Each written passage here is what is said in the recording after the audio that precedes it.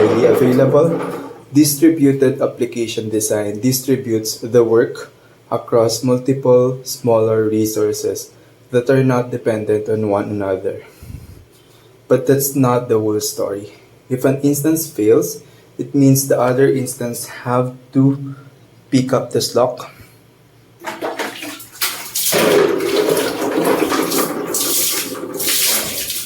If enough instances fail, only a few instances will be serving a lot of traffic, resulting in poor performance and likely those remaining instances also crash. Therefore, you need a way to recreate failed instances when such a crash occurs. Another issue that could arise is that increased demand could place such a load on your instances that they become unusably slow or even crash altogether. An advantage of using a distributed application design is that it makes it easier to add capacity with disruption. Instead of having to upgrade to a more powerful instance class, which requires downtime, you simply add more instances. When you have a distributed systems, getting more resources just involves scaling out, adding more of the same. EC2 auto scaling, launch configurations.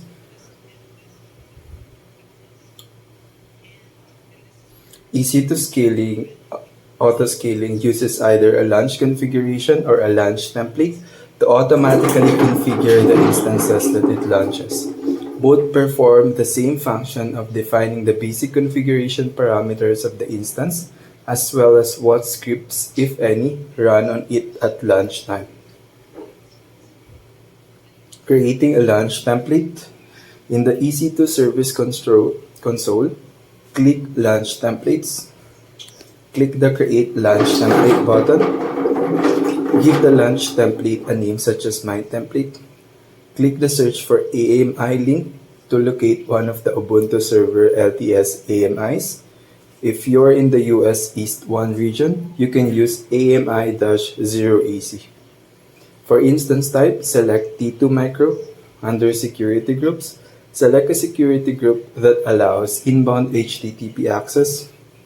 Expand the Advanced Details section and enter the following in the user data text field.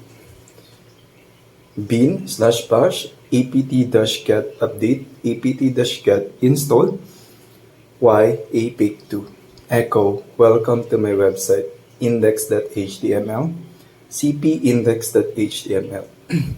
Click the Create Launch Template button. Click the Launch Instance from this template link. Under Source Template Version, select one. Click the Launch Instance from Template button. After the instance boots, browse to its public IP address. You should see a web page that says Welcome to my website. Terminate the instance when you're done with it. Auto-scaling groups. An auto-scaling group is a group of EC2 instances that auto-scaling manages. When creating an auto-scaling group, you must first specify either the launch configuration or launch template you created. You must also specify how many running instances you want auto-scaling to provision and maintain using the launch configuration or template you created. Auto-scaling options. Manual scaling. If you change the minimum desired or maximum values at any time after creating the group, auto-scaling will immediately adjust. Dynamic scaling policies. Most AWS managed resources are elastic. That is, they automatically scale to accommodate increased load. Some examples are S3, load balancers, internet gateways, and network address translation gateways. Data backup and recovery. As you learned in Chapter 2, Compute Services, and Chapter 3, AWS Storage, AWS offers several different data storage options. Although Amazon takes great pains to ensure the durability of your data stored on these services, data lost is always a possibility. AWS offers several options to help you store your data in a resilient manner, as well as maintain backups to recover from when the inevitable data loss occurs. S3. All S3 storage classes except one zone infrequent access distribute objects across multiple availability zones. To avoid data loss from the failure of a single availability zone, be sure to use one of the other storage classes. To guard against deletion and data corruption, enable S3 versioning. With versioning enabled, S3 never overwrites or deletes an object. Also, instead of deleting an object, S3 insert a delete marker and removes the object from view. To protect your data against multiple availability zone failures or the failure of an entire region, you can enable cross-region replication between a source bucket in one region and a destination bucket in another. After you enable it, S3 will synchronously copy every object from the source bucket to the destination. Elastic File System. AWS Elastic File System provides a managed network file system that can be shared among EC2 instances or on-premise servers. EFS file systems are stored across multiple zones in a region, allowing you to withstand an availability zone failure. To protect against data loss and corruption, you can back up individual files to an S3 bucket or another file system in the same region. You can also use the AWS backup service to schedule incremental backups of your EFS file system. Elastic Block Storage.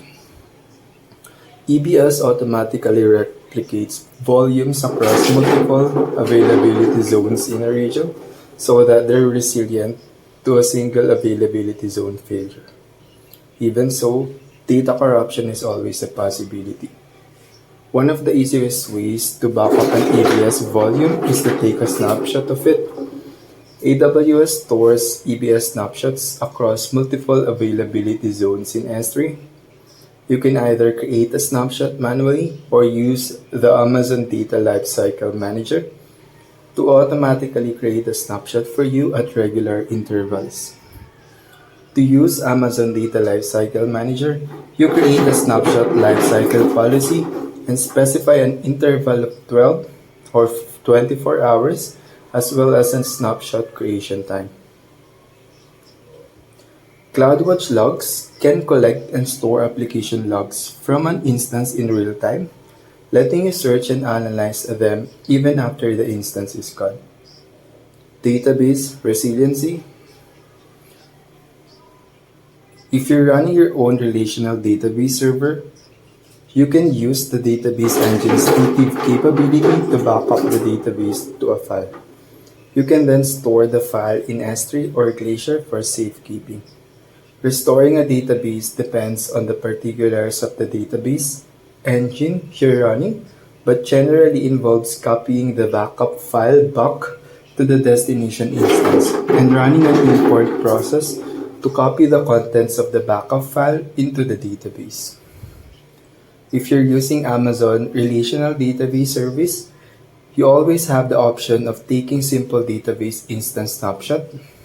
Restoring from a database snapshot can take several minutes and always create a new database instance. For additional resiliency, you can use a multi-AZ RDS deployment that maintains a primary instance in one availability zone and a standby instance in another. RDS replicates data synchronously from the primary to the standby. Point-in-time recovery lets you restore your DynamoDB tables to any point in time from 35 days until 5 minutes before the current time. Creating a resilient network. All of your AWS resources depend on the network, so designing your network properly is critical. When it comes to network design, you must consider two elements: your virtual private cloud design, and how users will connect to your resources within your VPC. VPC design considerations. When creating a VPC, make sure you choose a sufficiently large classes inter-domain routing block to provide enough IP addresses to assign to your resources. The more redundancy you build into your AWS deployment, the more IP address you need. Also, when you scale out by adding more resources, you must have enough IP addresses to assign to those additional resources.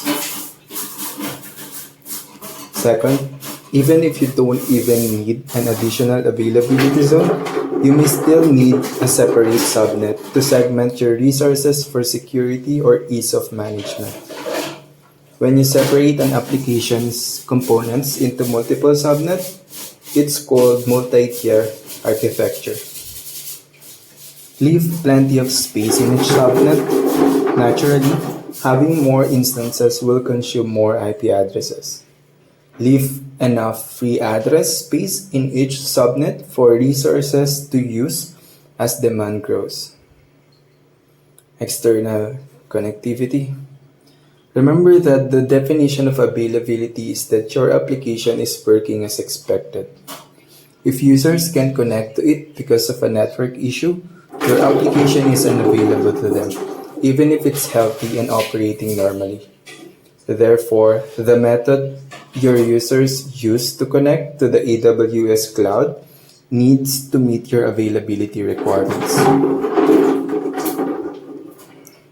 If getting to your application is painfully slow, you may consider it to be unavailable. If you need a fast and reliable connection to AWS, such as if you're pushing a lot of data, Direct Connect offers access speeds of 1 or 10 gigabytes with consistent latency. If you're going to use Direct Connect VPC peering or a VPN connection to an external network, make sure your VPC addresses don't overlap with those used in the external network.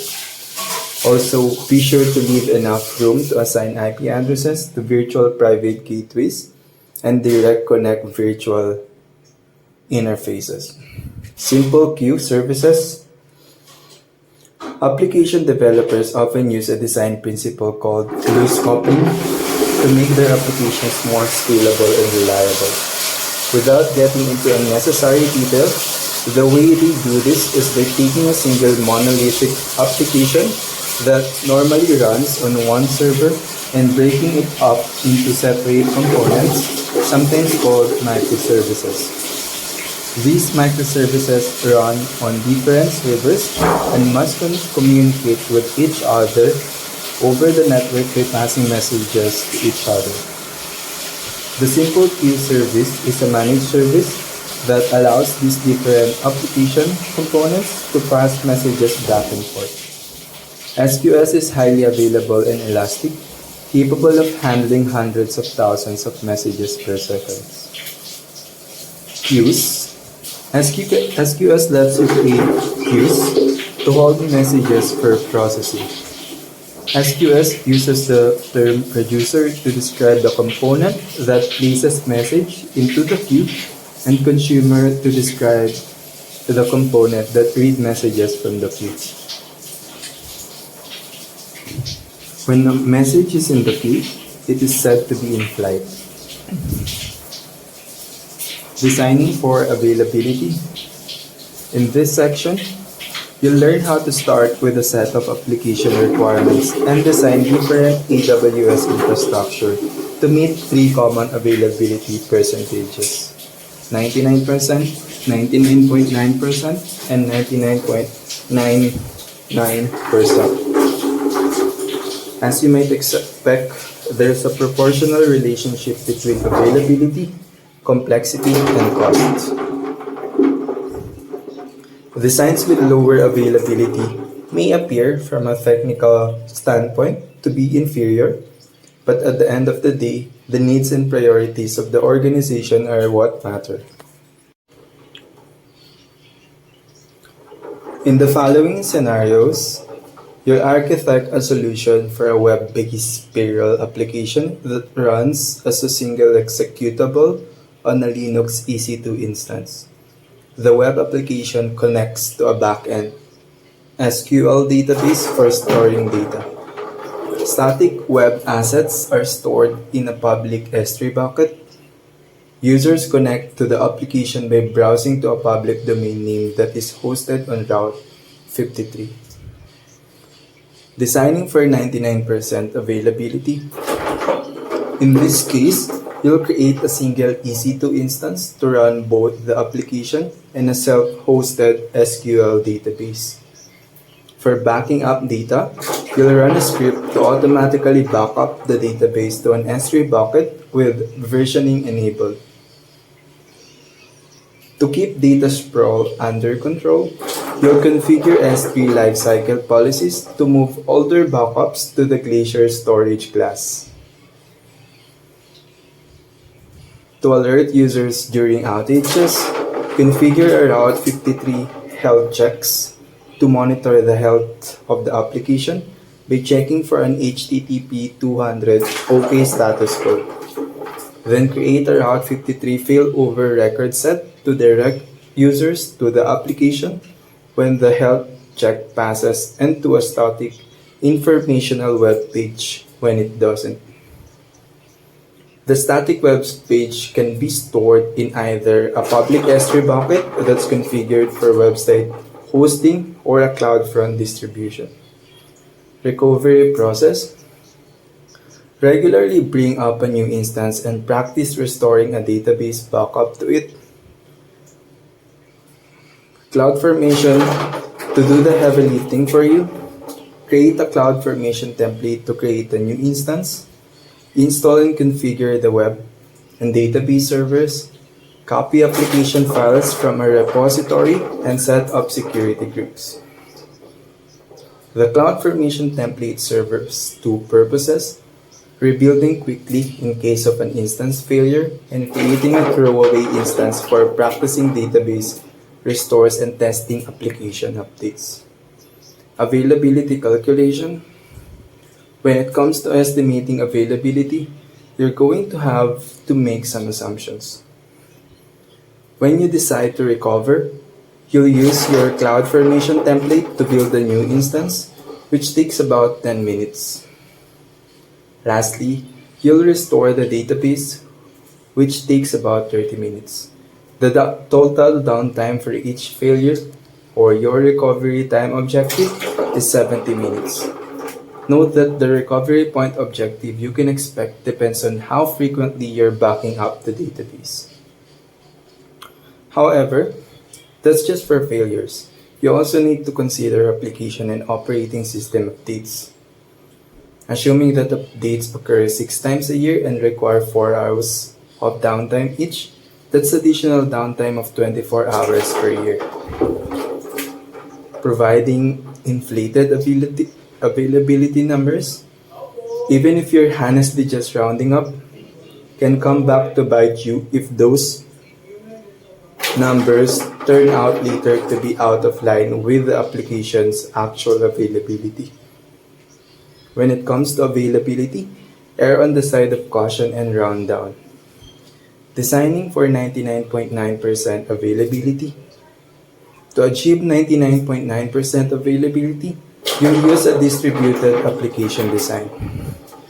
You'll configure an ALB to proxy traffic from users to individual instances and perform health checks against those instances.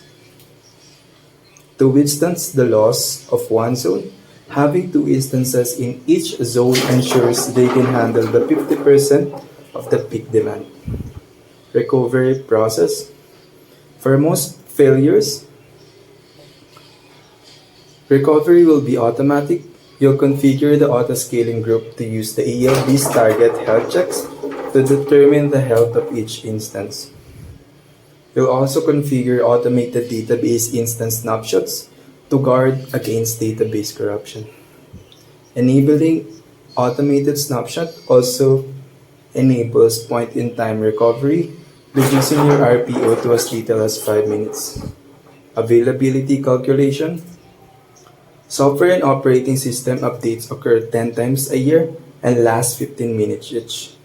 Adding up the numbers, you get a total downtime of 270 minutes or 4.5 hours per year.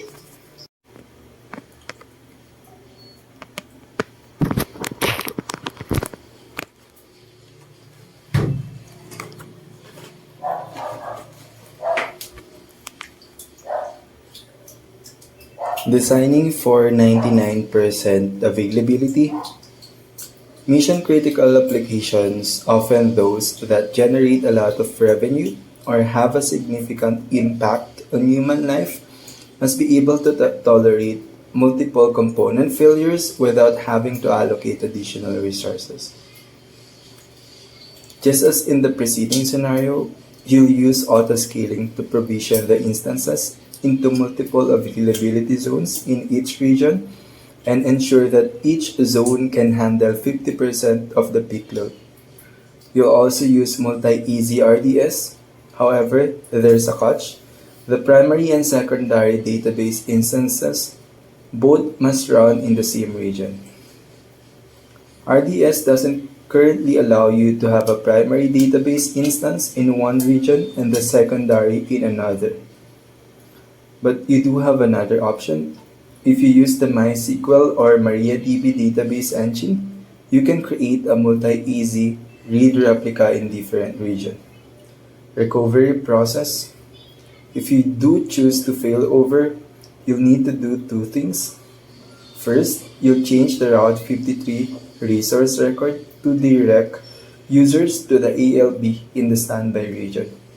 Second, you'll need to promote the read replica in the passive region to be the new primary database instance. Software and operating availability calculation. Software and operating system updates require no downtime. When you need to do an update, you simply provision more instances alongside the existing ones. Summary. But failures are inevitable, so the next highest priority is to recover from them quickly when they occur. One potential cause of application failures is lost or corrupted data. Take advantage of automatic S3 versioning, cross-region replication, and EBS snapshots to keep backups of your application's important data. Exam essentials. An example would be an application dependent on a database. When you have resources that don't depend on one another, such as a collection of identical application instances, those components are redundant. Understand the difference between traditional and cloud-native application. Traditional applications are written to run on Linux or Windows servers and often use a standard database component, such as a SQL server or a non-relational database like Redis or MongoDB. Cloud-native applications, on the other hand, use compute, database, or networking resources available only in the cloud, such as Lambda and DynamoDB.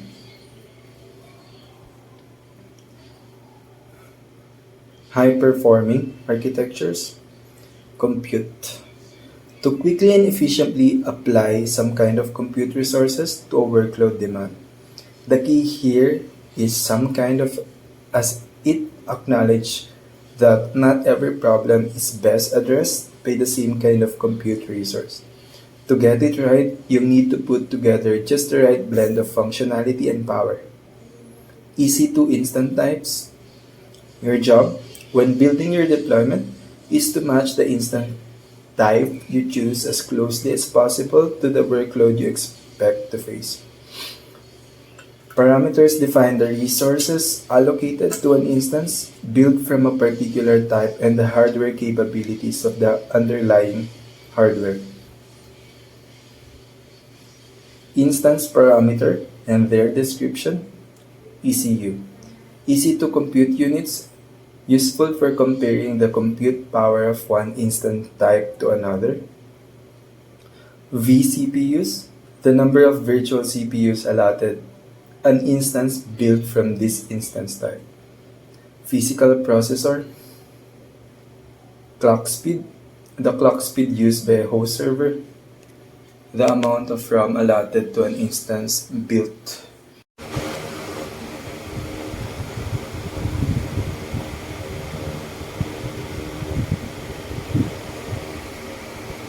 Not so good response. You will have to pay a penalty because your payment was late. Better response. There is a small fee for payments that arrive after the 15th of the month. Not so good response. You shouldn't have parked here. It's a no parking zone. Better response. People often try to park here without reading signs. Let me know.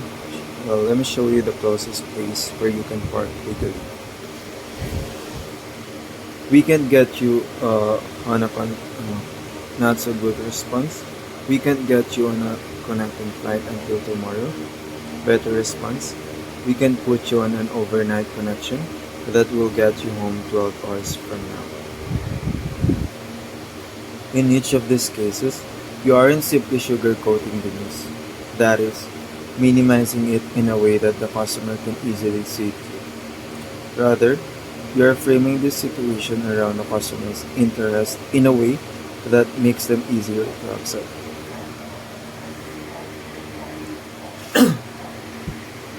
The key difference is that reframing is primarily intended to benefit the customer rather than to talk the customer into something. So how do you reframe things yourself? Particularly in the middle of a developing customer situation. There are three key principles behind the mechanics of framing. Normalizing. This term, originally used in mathematics, means to compare things to a norm. With customers, it means describing a situation that is unusual for them as being more common or normal than they think. Here are some examples. Situation. A customer's luggage is lost. Normalized situation. Bags often get delayed and they almost always show up within 24 hours. Situation. A customer is clueless about how to use a computer. Normalized situation. Lots of people find it intimidating to use a computer for the first time. We have some good resources for people who are just getting started. Situation. A customer is behaving disruptively. Normalized situation. People often get upset when things like this happen. I would like to help you. Can we talk about this? Relative value. This form of reframing revolves around using words to make a situation sound better. Here, a delay becomes a short trip, a week becomes 7 days, and a fine becomes a small fee. This works best when the comparison is credible. You don't, for example, want to call a 2-month wait short, and the intention is to make the customer feel better.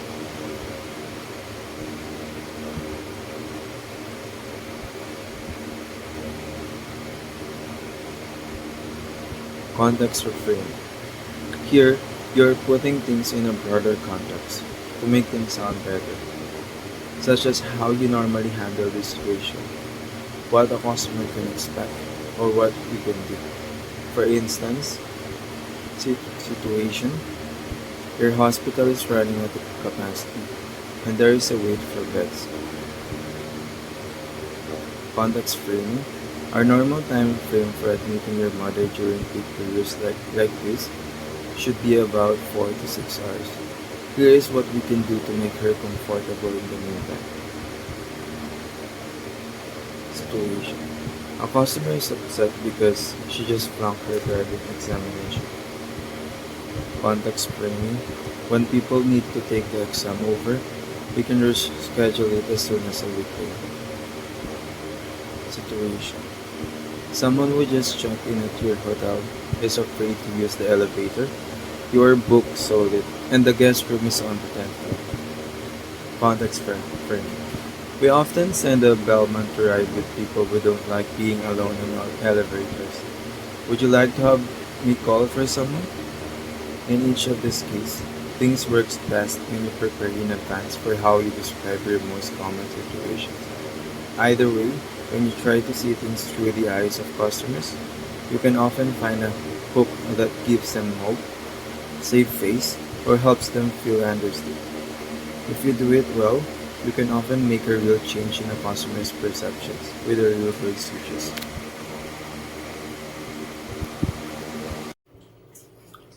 Amazon S3 transfer acceleration. If your team or customers often find themselves transferring large files between their local PCs and S3 buckets, then you might benefit from faster transfer rates. CloudFront and S3 origins.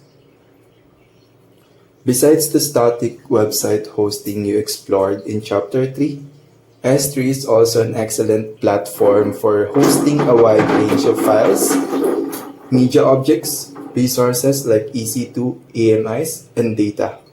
Access to those objects can be optimized using CloudFront. One example might involve creating a CloudFront distribution that uses an S3 bucket containing videos and images as an origin rather than a load balancer sitting in front of EC2 instances. Your EC2 based application could point to the distribution to satisfy client requests for media files, avoiding the bottlenecks and extra costs associated with hosting them locally.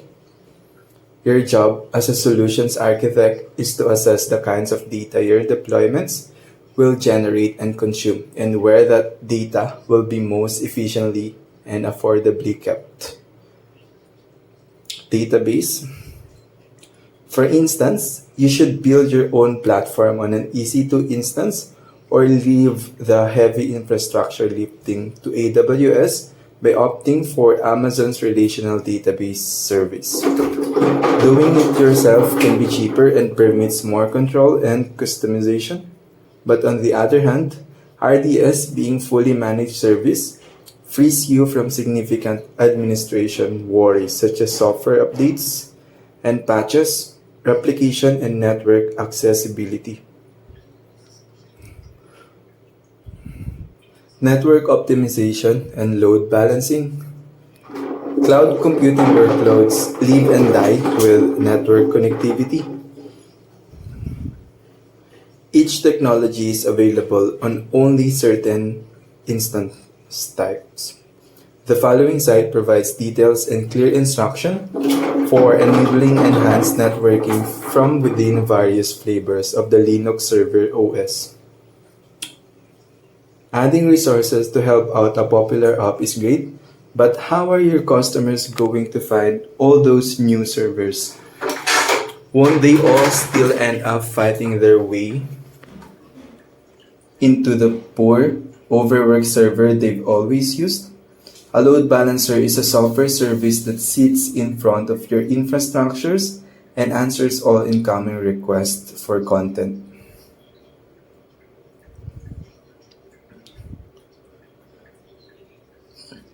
When you add or remove servers, you only need to update the load balancer software with the addressing and availability status changes, and your customers won't be any wiser.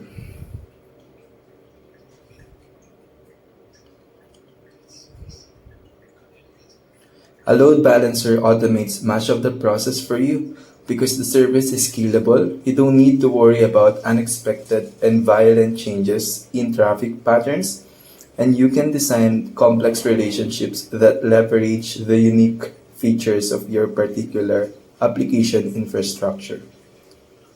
Originally, a single EC2 load balancer type would handle HTTP, HTTPS, and TCP workloads. The modern Elastic Load Balancing Service offers three separate balancer types: the Application Load Balancer for HTTP and HTTPS, the Network Load Balancer for TCP traffic, and the Gateway Load Balancer for managing third-party virtual appliances supporting the GNIF protocol. The Network Load Balancer functions at layer 4 and manages traffic based on TCP port numbers. Network load balancers are built to manage high volumes and traffic spikes and are tightly integrated with autoscaling, the Elastic Container Service, and CloudFormation. Network load balancers should also be used for applications that don't use HTTP or HTTPS for their internal communications and for AWS Managed Virtual Private Network (VPN) connections. Create and deploy an EC2 load balancer. You select the subnets on the Configure Instance Details page. Use SSH to access your instances. Install the APIC web server and create unique index.html files containing a short note describing the server, perhaps including the server's IP address. This will make it easier to know which instance your load balancer has loaded when you test everything out later. Infrastructure automation. Every single service, object, and process within the Amazon cloud can be managed using textual abstractions, allowing for an infrastructure as a code environment. You've already seen this kind of administration through the many AWS CLI examples used in this book. But building on the CLI and SDK foundations, sophisticated operations can be heavily automated using both native AWS and third-party tools. CloudFormation. This way, you could specify, say, one VPC or instance type for your test environment and a different profile for production. Templates can be created in multiple ways using the browser-based drag and drop interface, working with pre-built sample templates defining popular environments such as LAMP, web server, or WordPress instance. Manually writing and uploading a template document. A CloudFormation stock is the group of resources defined by your template. You can launch your stock resources by loading a template and creating the stock. AWS will report when the stock has successfully loaded, or in the event of a failure, will roll back changes. Creating stocks. You give each resource an identifier called a logical ID. The logical ID, also sometimes called the logical name, must be unique within a template. The VPC created by CloudFormation will have a VPC ID such as VPC-038, also known as the physical ID.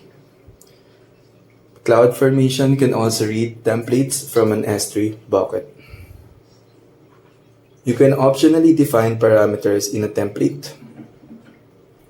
For instance, instead of a hard coding the classes-less interdomain routing block into a template that creates a VPC, you can define a parameter that will prompt for a CIDR when creating the stock. Stock names and logical IDs are case sensitive. Deleting stocks. If termination protection is not enabled on the stock, CloudFormation will immediately delete the stock and all resources that were created by it. Using multiple stocks. For example, the network team may create a stock named network to define the networking infrastructure for a web-based application. The network infrastructure would include a virtual private cloud, subnets, an internet gateway, and a route table. You don't have to define all of your AWS infrastructure in a single stock. Instead, you can break your infrastructure across different stocks. A best practice is to organize stocks by life cycle and ownership. Nesting stocks. These additional stocks are called nested stocks, and the stock that creates them is called the parent stock. In the template for the web stock, webstock.json, you'll define the template for the network stock as a resource.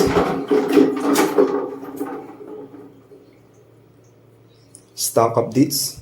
If you need to reconfigure a resource in a stock, the best way is to modify the resource configuration in the source templates, and then either perform the rec update or create a change set. The rec update. CloudFormation will deploy the changes immediately, modifying only the resources that change in the template. Change set. You submit the updated template, and once you create the change set, CloudFormation will display a list of every resource it will add, remove, or modify. You can then choose to execute the change set to make the changes immediately, delete the change set, or do nothing. You can create multiple change sets using different templates, compare them, and then choose which one to execute. This approach is useful if you want to compare several different configurations without having to create a new stock each time. Update behavior. Update with no interruption. The resource is updated with no interruption and without changing its physical ID. For example, changing the IAM instance profile attached to an EC2 instance doesn't require an interruption to the instance. Update with some interruption. The resource encounters a momentary interruption but retains its physical ID. This happens when, for example, you change the instance type for an EBS back EC2 instance. Replacement. It then points dependent resources to the new resource and deletes the original resource. Preventing updates to specific resources. To prevent specific resources in a stock from being modified by a stock update, you can create a stock policy when you create the stock. You can remove a stock policy. The effect element and functions the same as in other resource policies, but the action, principal, resource, and condition elements differ as follows. Action, update, modify. Allow updates to the specific resource only if the update will modify and not replace or delete the resource. Principal. The principal must always be the wildcard. Resource. This element specifies the logical ID of the resource to which the policy applies. You must prefix it with a text logical resource ID /. Condition. If you use a wildcard, you must use the string like condition. Otherwise, you can use the string equals condition. A stock policy cannot prevent a principal from updating a resource directly, deleting a resource, or deleting an entire stock. If you need to control which principals can modify a stock or resource, you should use IAM policies. Overriding stock policies. You can temporarily override the stock policy when doing a direct update. Third-party automation solutions. Besides Bash and PowerShell scripts, third-party configuration management tools such as Puppet, Chef, and Ansible can be used to closely manage AWS infrastructure. Beyond simply defining and launching resource stocks, these managers can also actively engage with your deployments through operations such as configuration enforcement to continuously ensure that your resources aren't drifting away from their configuration goals. Version control to ensure that your code and software packages are kept up to date, and change management. AWS OpsWorks Chef.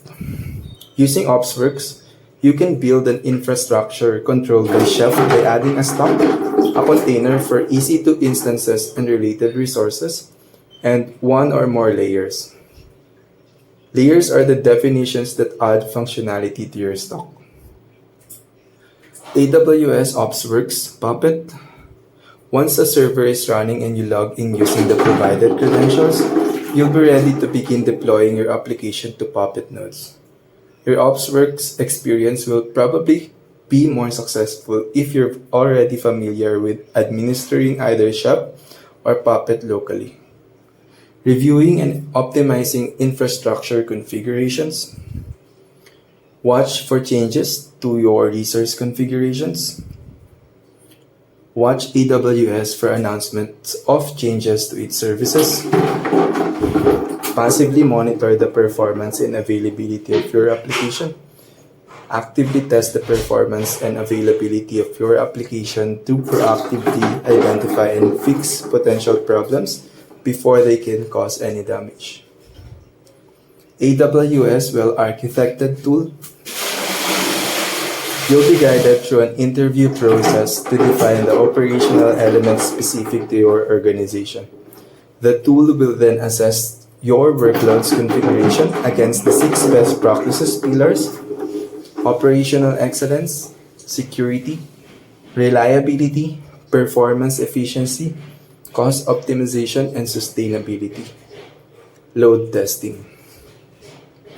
The idea is to subject your infrastructure to simulated workloads and carefully observes how it handles the stress. So you should try to simulate traffic from multiple geographic origins into your testing. Visualization. Having key team member receive simple notification service messages or email alerts warning them about abnormal events can be an effective way to make your monitoring data count. But the place where you'll get the greatest visualization bang for your buck is in CloudWatch dashboards. Creating a CloudWatch dashboard. Optimizing data operations. Moving data efficiently is pretty much the whole story when it comes to successful applications. But it's usually possible to apply some clever data management tricks to speed things up noticeably. Data caching, partitioning, compression, and decoupling are good examples of the kinds of tricks you can use. So let's talk about how they work on AWS. Caching. A caching solution does just that. If an object is likely to be requested repeatedly, a copy can be written to system memory on a server or a purpose-built cache database from which it can be retrieved much more quickly. Amazon Elasticache, other caching solutions. As you saw in Chapter 5, you can add as many as 5 read replicas to a running database instance in RDS. RDS Aurora instances can have as many as 15. Read replicas are available for RDS MySQL, MariaDB, PostgreSQL, SQL Server, Oracle, and Aurora.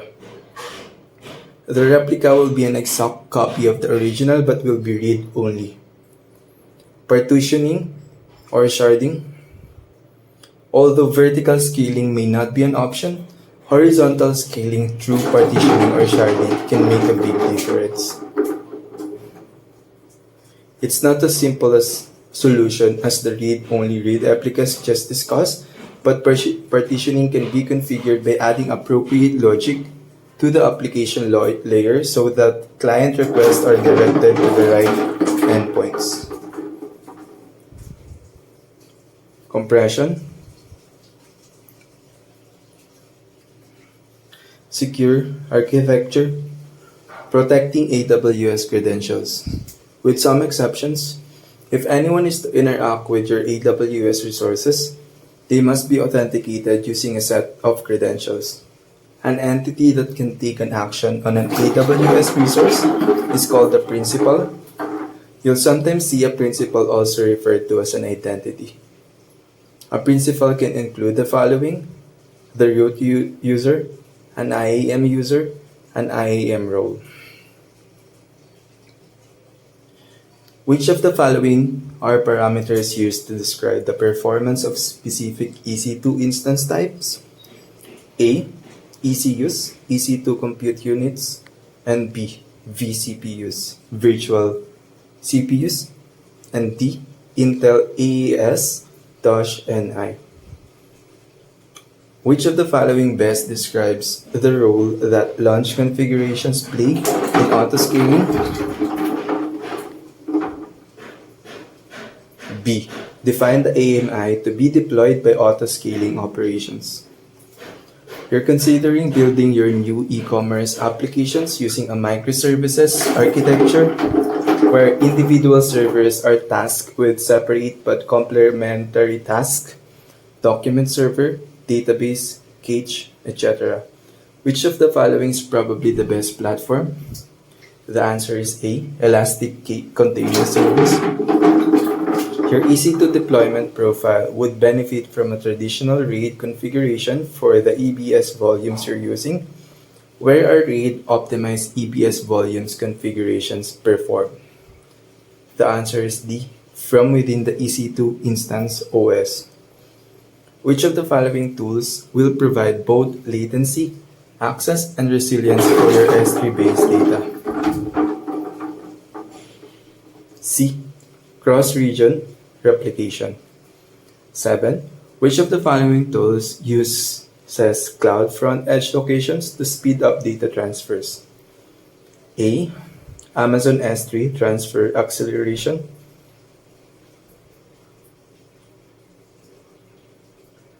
Your multi-tiered application has been experiencing slower than normal data reads and writes. As you work on improving performance, which of the following is not a major design consideration for a managed RDS database? Summary. Effective security controls necessarily add more complexity to your deployment and will occasionally cause things to break. But by implementing security at every level, you can resolve those issues as you go along. Then, by the time you're done, you'll be starting with an effective security posture. From that point on, it will be much easier to mitigate vulnerabilities and threats as they trickle in. It's fine to be a little lax when initially configuring a service just to make sure everything works as expected. But as soon as you do, be sure to implement your security controls. Follow the principle of least privilege, using IAM and resource-based policies and network-based controls. Configure logging early on to make troubleshooting easier. Set up encryption prior to going live so that your data is never sent or stored in the clear. Implement notifications for key events so that you know immediately when a misconfiguration, attack, or error occurs. Finally, automate as much possible using autoscaling, CloudFormation, and pre-configured AMIs. Automations allows you to recover more quickly from an incident. It also reduces human intervention, thus minimizing the chance of mistakes. Exam essentials. Be able to configure permissions policies. Permissions policies are the foundation of identity and resource-based policies. Understand the difference between these policies and be able to understand and create them. Identify-based policies are attached to an IAM principle such as a user or role. Resource-based policies applies to a resource and don't include the principal element. Know how permissions boundaries interact with permissions policies. Permission boundaries define the maximum permissions an AMM principal can have. You set permissions boundaries on a per identity basis by attracting a managed policy that defines them. Understand roles and trust policies. A role is a set of permissions that an IAM uses, AWS service, or federated user can acquire by assuming that role. Trust policies are resource-based policies that define who can assume the role and under what conditions. Know your options for collecting, searching, and analyzing logs. CloudWatch logs can consolidate logs from multiple sources, including CloudTrail, VPC flow logs, DNS query logs, and logs generated by your application. You can search logs from within CloudWatch logs using filter patterns. For logs stored in S3, you can use Athena to search them using SQL queries. Be able to identify use cases for guard duty, inspector, shield, and WAF. Guard duty analyzes various logs looking for signs of an attack. Inspector uses an agent to inspect your EC2 instances for vulnerabilities. Shield identifies and blocks well-known network-based attacks as they occur. WAF allows you to configure custom rules to block suspicious or undesirable traffic. Understand how KMS works.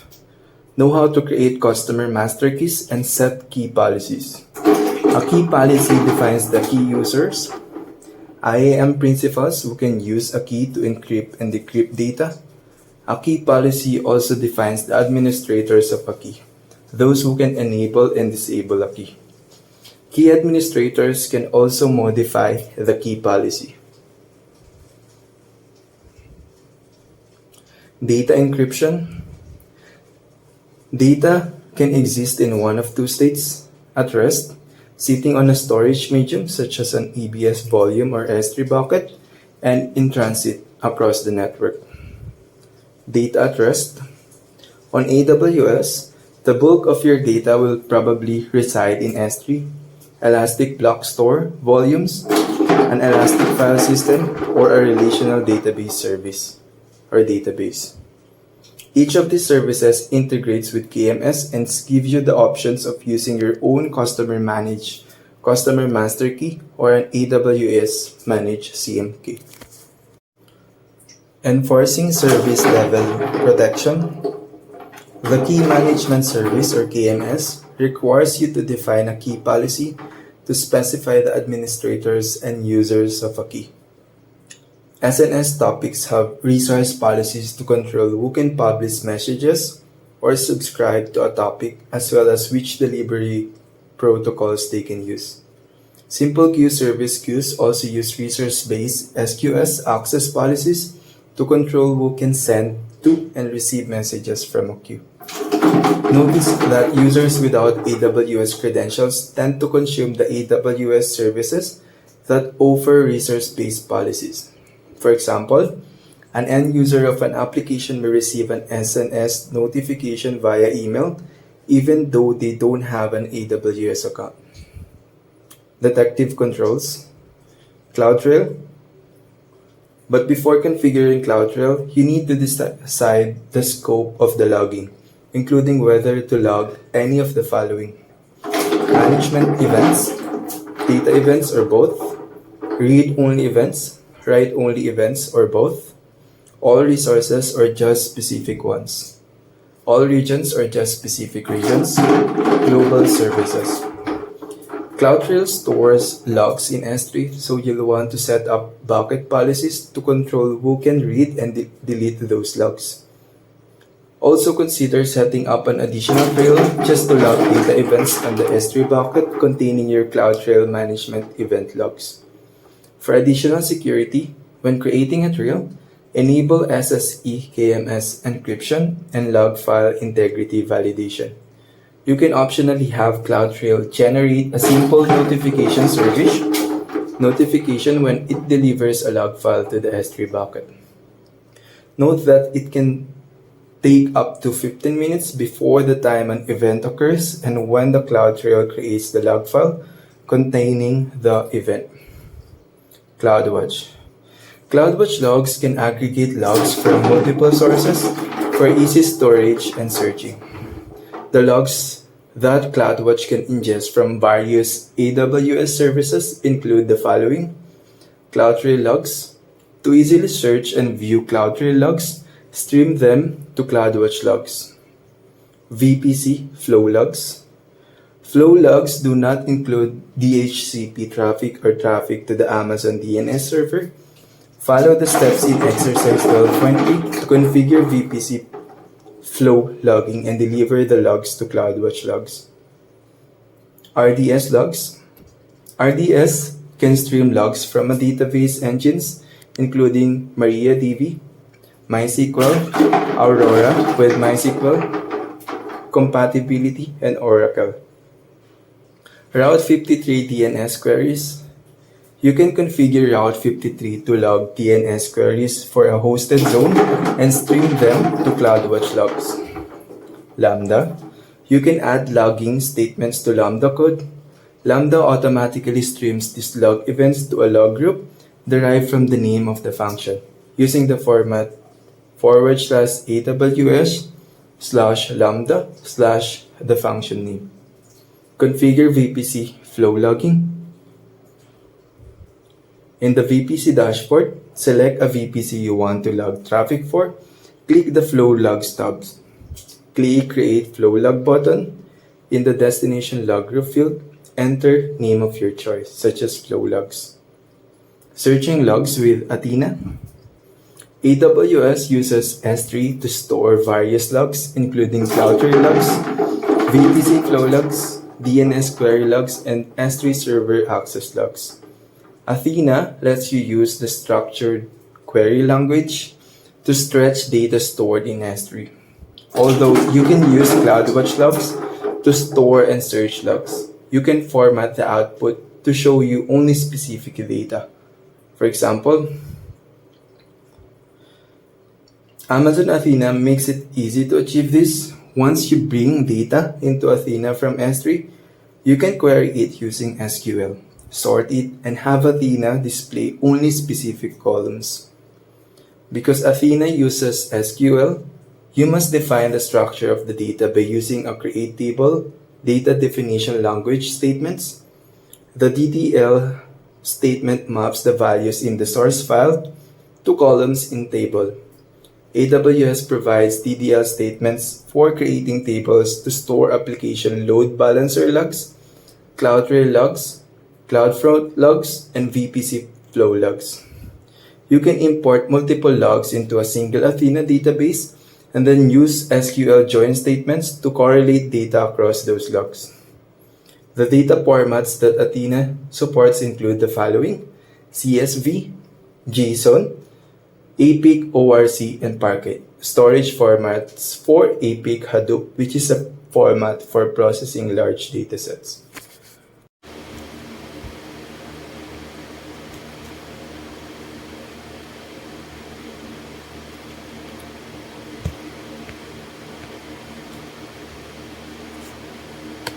People succeeded in software engineering because they predicted the market well and work hard to be on the top of one of the most in-demand jobs today. People predicted the market well because of the social influence and the privilege they have when they were a child. Some of them didn't even know their skill is in demand at the start. There are variety of ways to assess skill or quality. For example, you might evaluate a song according to its rhythm, tonality, lyrical content, vocal quality, and instrumentation. Different people may have different lists or may weight those qualities in different ways. But no matter how we assess someone's skill, luck will also help to shape our opinion through social influence. So luck is not only behind the inequality of outcomes, it determines what we perceive to be skill.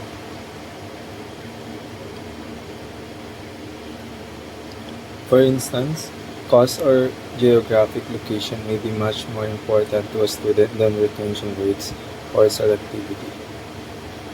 So the highest ranked schools may not be the most attractive schools for your job. The bias produced by the method is also relevant for elections and for ranking sports teams. Music Club in 2006. Matthew Salgani, Peter Dodds, and Duncan Watts published the findings of a remarkable study that shows just how social influence amplifies inequality and makes so much in the world unpredictable. We are very good at fooling ourselves about our own success, a phenomenon that psychologists call the self-serving attribution bias. It is common for us to attribute success to our own terrific skill, even in endeavors that are determined mostly by luck. Part of the explanation is that we see ourselves as capable agents. Variety. variety. The success of a company is rarely owing to the efforts of one person. It is typically the result of the work of a large number of people, as well as the environment in which they operate. Still, we tend to assign credit to individual people for collective success. People who work in businesses where social influence operates are often paid for good luck, although they generally don't suffer symmetrically from bad luck.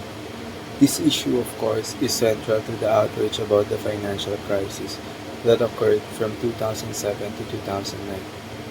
Many finance professionals, including bankers, traders, and brokers, collected outsized pay when the market crashed.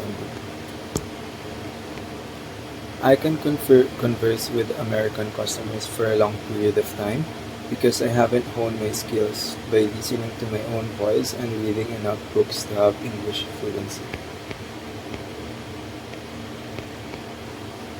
The average person's vocabulary consists of a mere 2,000 words, and English language contains at least 250,000 distinct words, so no one really knows nearly 1.5% of English vocabulary, even Americans. No one ever uses all the words in the dictionary, and if no one understands the words you use in your writing, you will have no audience. And if you have no readers, you will have no reason to write. Shakespeare's classic works contains 15,000 different words, but more than 10,000 are obsolete today. I should read books because Bill Gates, Warren Buffett, and Carl Newport recommends doing it because it tremendously helps us relax and become better writers. I should read as much books that I can because God wants us to look for wisdom instead of money and possession. King Solomon asked for wisdom instead of a great nation because he knows that with wisdom, he can do anything he wants.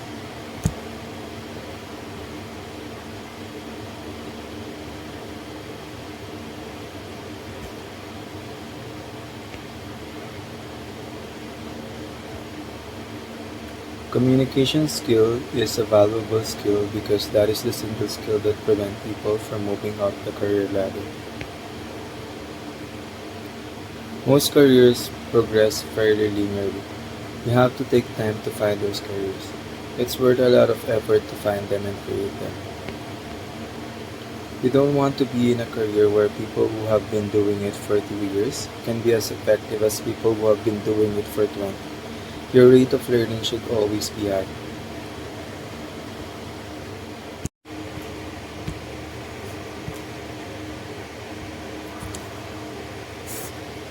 I am working to achieve my performance goals like AHT, including callback, hold, and after call work, QA, compliance, and attendance. The truth is, I am working to meet Norja client, colleagues, and customers' needs. Does my service or product work the way Norja, colleagues, and Bell customers needs and expects, considering its competitor and our company's strategic priorities? Your product, service, or experience is the real game. It's helpful to remember this. Then customers' expectation is what customers seems to buy the most. Reinforce key behaviors again and again. A standard far more rigid than their scorecard measure. Better experience, better customer service, better product, better care, better work. Keyword is expect because there can always be manipulation between buyer and seller. That's why you should also mention that you are from fraud preventions to set clear expectations. That's 90% of problem of managers. Expect because hacking is the pursuit of knowledge, and if you don't know the fundamental of the seller and buyer in the business you're at, you are fucked. When your employer or employees count you, you'll be counting at loss. Reinforce this expectation thing when speaking to customer. Serving customer and understanding their evolving needs and wants. Great vision comes from others.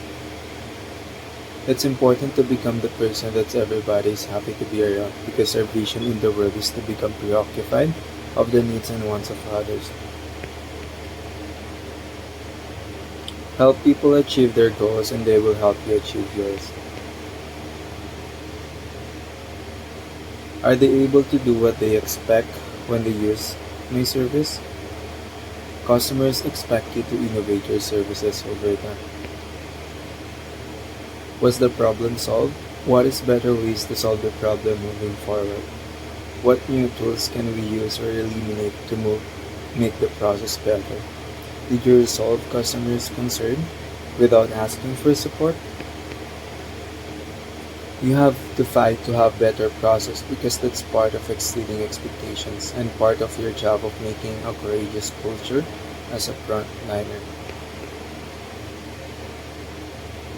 You should continue to escalate and provide feedback to TL and persuade her using winning well strategies because it's part of the job. It's part of the job to screenshot your evidence, ask support from your colleagues, etc. We need to care enough to one another to tell the truth, and we don't always do that. You have to remember that no one wins in court. We need to care enough to speak the truth because that's how we encourage clarity. But you do have stories that matter, and your team needs to hear them. Most people doesn't feel providing feedback. It makes it more complicated because feedback only matters when it leads to change. You don't have to know everything at this point, but to get started, you will need clarity about what your values look like in practice, why they're important, the most important strategic priorities, and what your people can do next. Did you pass age to your client expectations? Did you read enough lawyer books? Can they get their issues resolved to their satisfaction? How long they have to wait? Waiting lets them to maximize the call and get everything that they need from the agent. That leads to higher AHT, that leads to higher wait times. It has spiral effect. Do they feel good about it?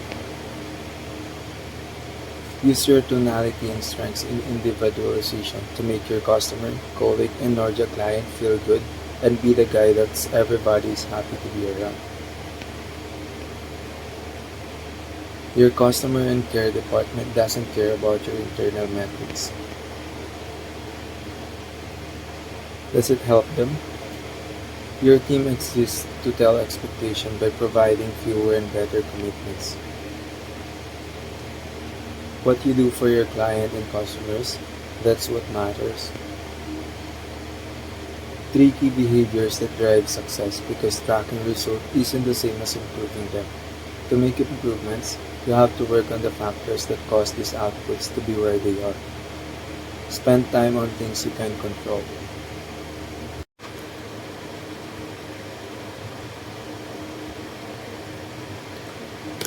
Being clear on the lies is as important, if not more important, than truth.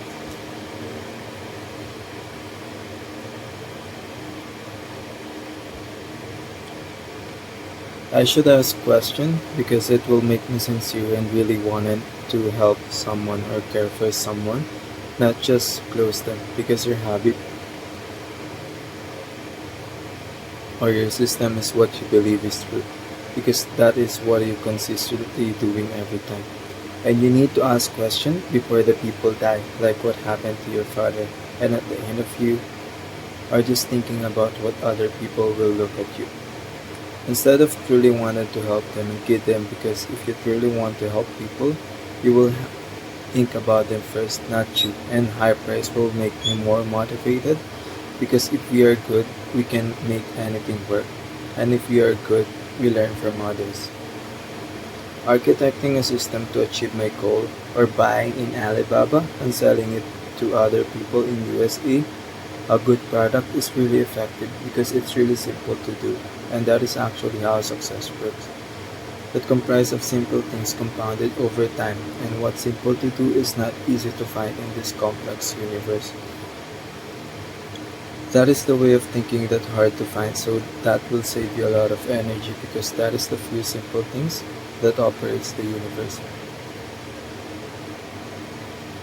You should love all the people like family and especially the people who pays you or the people you spend time with because they are a son of God and we only have one life. We will be judged by how we treat the people in the train and we are all son of God and there are only one who need to follow which is God, so you shouldn't just treat your family like family.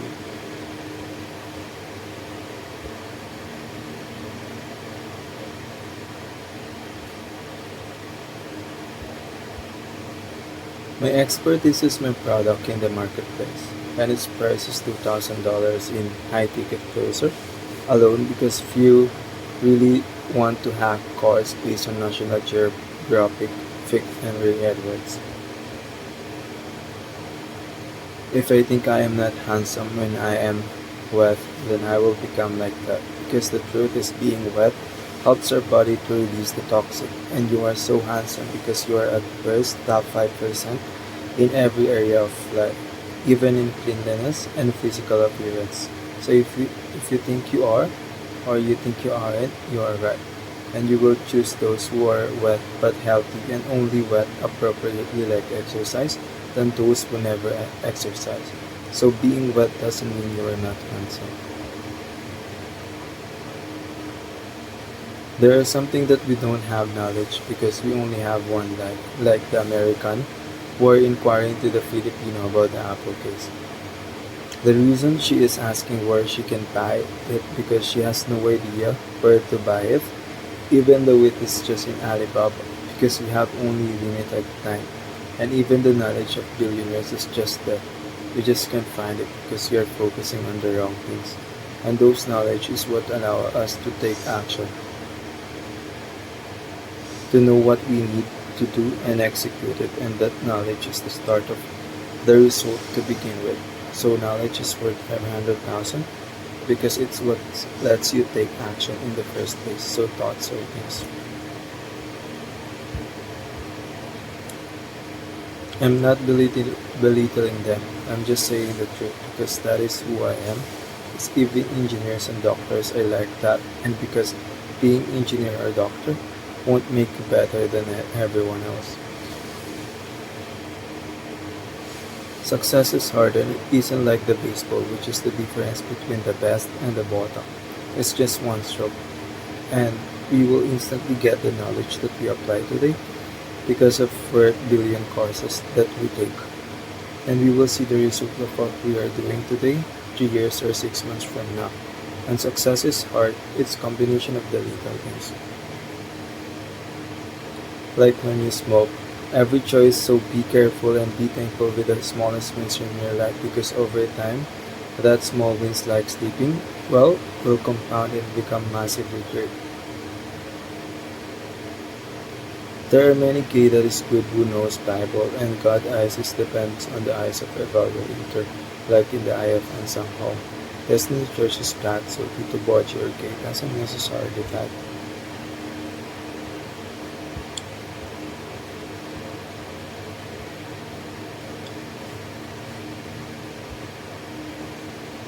It's a lot harder to change it in 30s or 40s than 20s. Just learn about Gallup findings. When you are 25, your brain are formed. You only have limited energy like when you swipe your phone and tap the settings, then tap accessibility and scroll down and tap dark side. It will take so much energy. But if you use the way of double clicking the power and up volume, then it's so much lesser and energy and it will save you life and you only have limited time.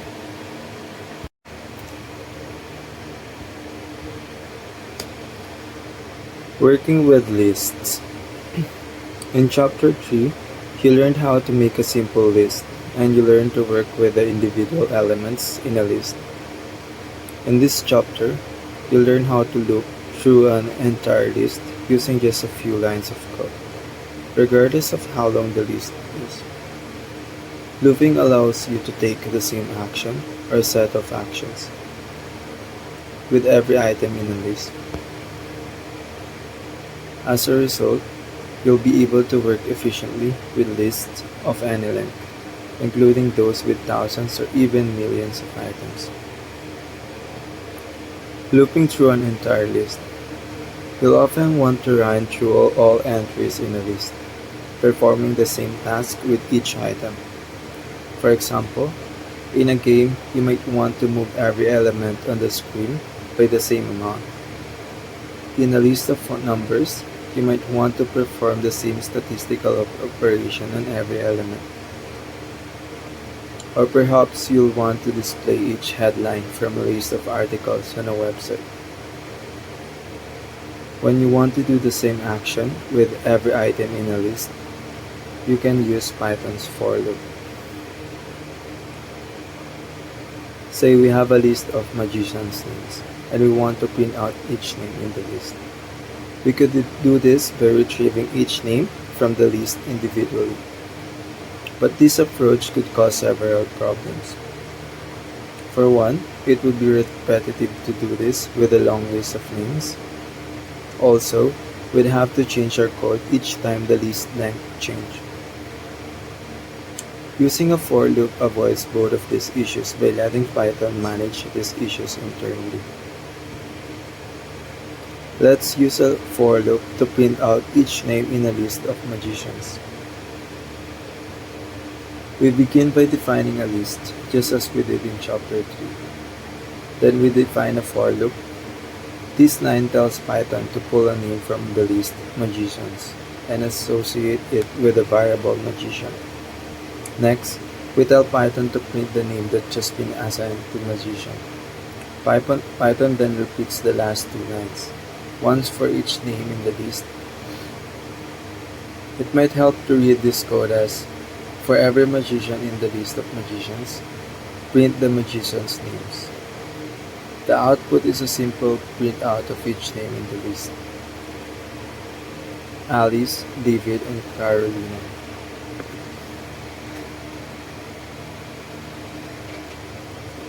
A closer look at looping. Looping is important because it's one of the most common ways a computer automates repetitive tasks. For example, in a simple loop like we used in magicians.py, Python initially reads the first line of the loop.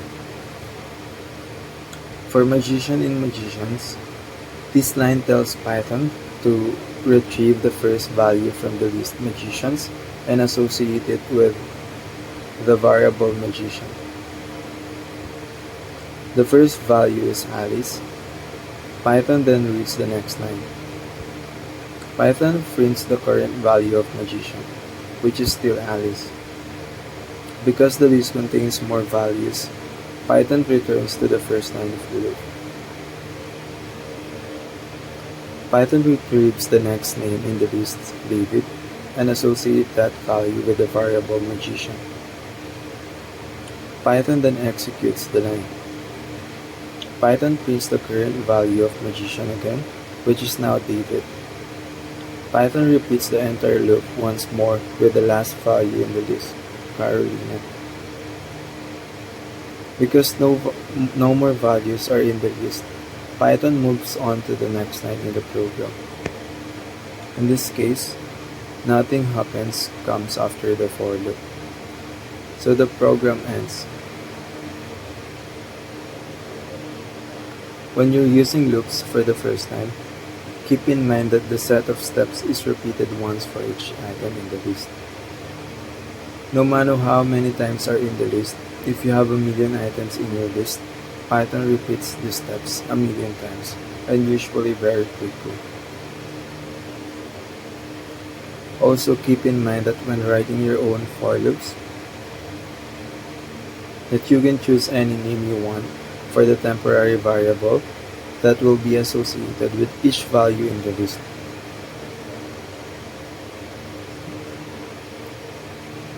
However, it's helpful to choose a meaningful name that represents a single item from the list. For example, here's a good way to start a for loop for a list of cats, a list of dogs, and a general list of items. These naming conventions can help you follow the actions being done on each item within a for loop. Using singular and plural names can help you identify whether a section of code is working with a single element from the list or the entire list. Doing more work within a for loop. You can do just about anything with each item.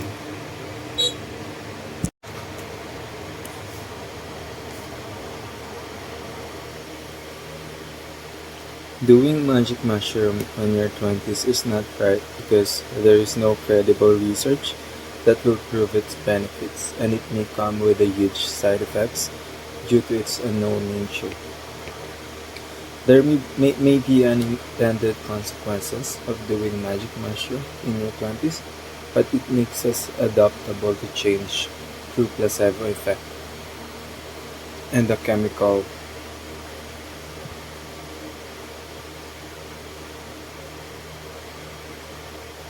It injects to our blood, and to survive in this world, you have to be sponge and patient. Electrical or civil engineering is harder than software engineering, so it's easier to transition. Electrical engineering can be more mathematically intensive, requiring strong analytical skills and an ability to understand complex circuitry. Software engineering can require a high degree of problem-solving ability and creativity in designing and implementing software solutions. Ultimately, the difficulty of learning electrical engineering or software engineering will depend on an individual's natural aptitude, interest, and ability to master the required concepts and skills.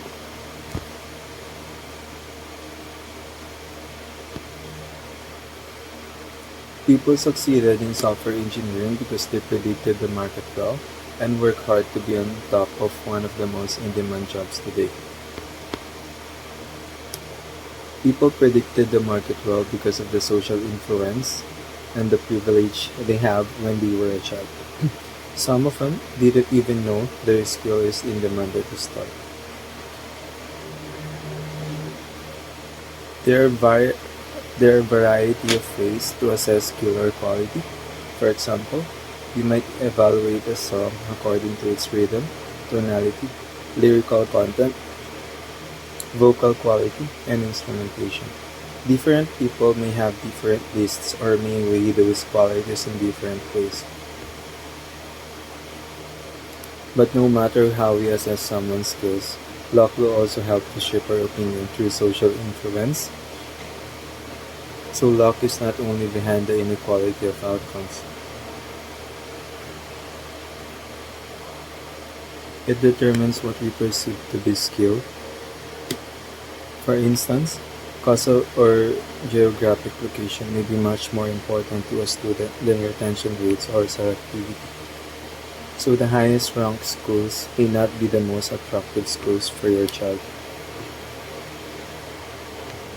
The bias produced by the method is also relevant for elections and for ranking sports teams. Music Lab in 2006, Matthew Saganic, Peter Odds, and Duncan Watts published the findings of a remarkable study that showed just how social influence amplifies inequality and makes so much in the world unpredictable. We are very good at fooling ourselves about our own success, a phenomenon that psychologists call the self-serving attribution bias. It is common for us to attribute success to our own terrific skill, even in behaviors that are determined mostly by luck. Part of the explanation is that we see ourselves as capable agents. The success of a company is rarely owing to the efforts of one person. It is typically the result of the work of a large number of people, as well as the environment in which they operate. Still, we tend to assign credit to individual people for collective success. People who work in business where social influence often operates are often paid for good luck, although they generally don't suffer symmetrically from bad luck.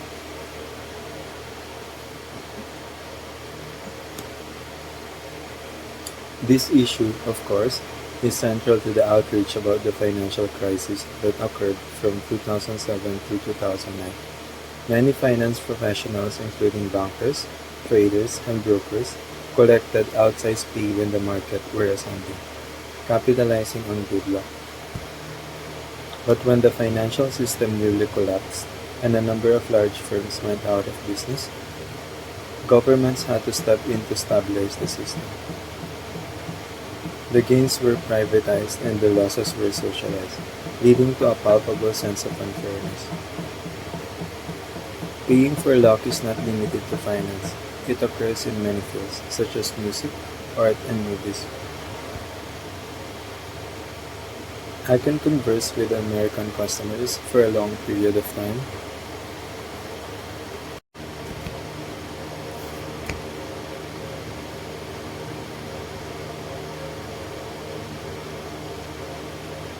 Kristen Jude Sosa will have a better life than me because she has a higher pay and became conscientious on her previous jobs.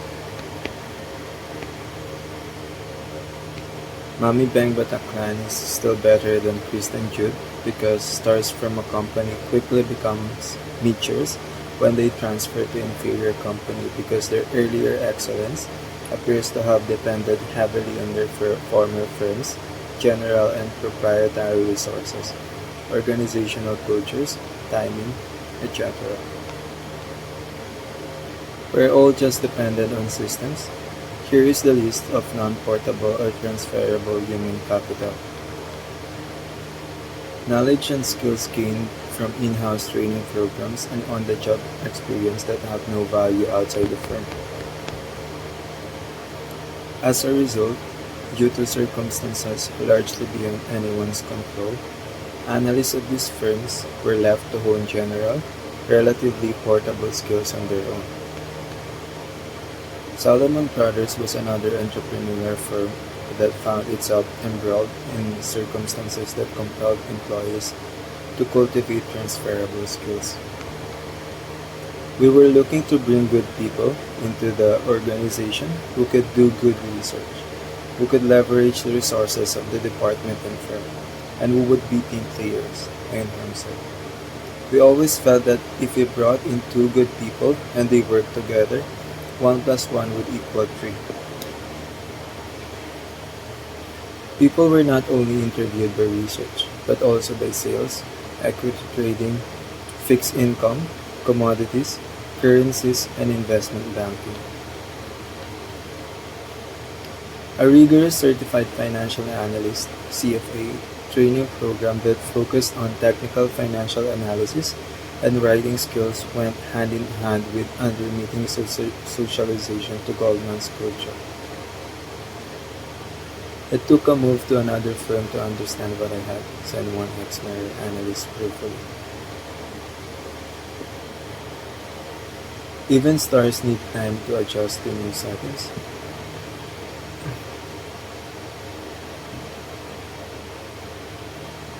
And successful integration has as much to do with the attitudes of veteran employees as it does with the newcomer. However excellent their individual records and reputations, both because of cultural mismatch and because it was simply too difficult to sort out how much of a star's performance at such firms could be chalked up to the contribution of the firm itself. Goldman preferred to hire stars from regional firms, believing that analysts who could succeed at a small firm despite its poorer resources would be powerhouses once they had Goldman's resources and reputation backing them up. At both DLJ and Goldman, exhaustive informational binders were compiled on potential hires, assessing characteristics such as the client's rankings and comments about analysts, support and the quality of the candidate's written research. Hiring decisions were also made in consultation with institutional salespeople and traders, who later helped new hires package their research reports and leverage their ties to institutional investors to promote acceptance of a star newcomer's recommendations. We found that stars who change employers overvalued their universally applicable general skills and underestimate the degree to which their intellectual toolkits were firm-specific. This unwelcome discovery parallels the surprise of the executive Drucker describes when they discovered the degree to which their brilliance was culture-specific.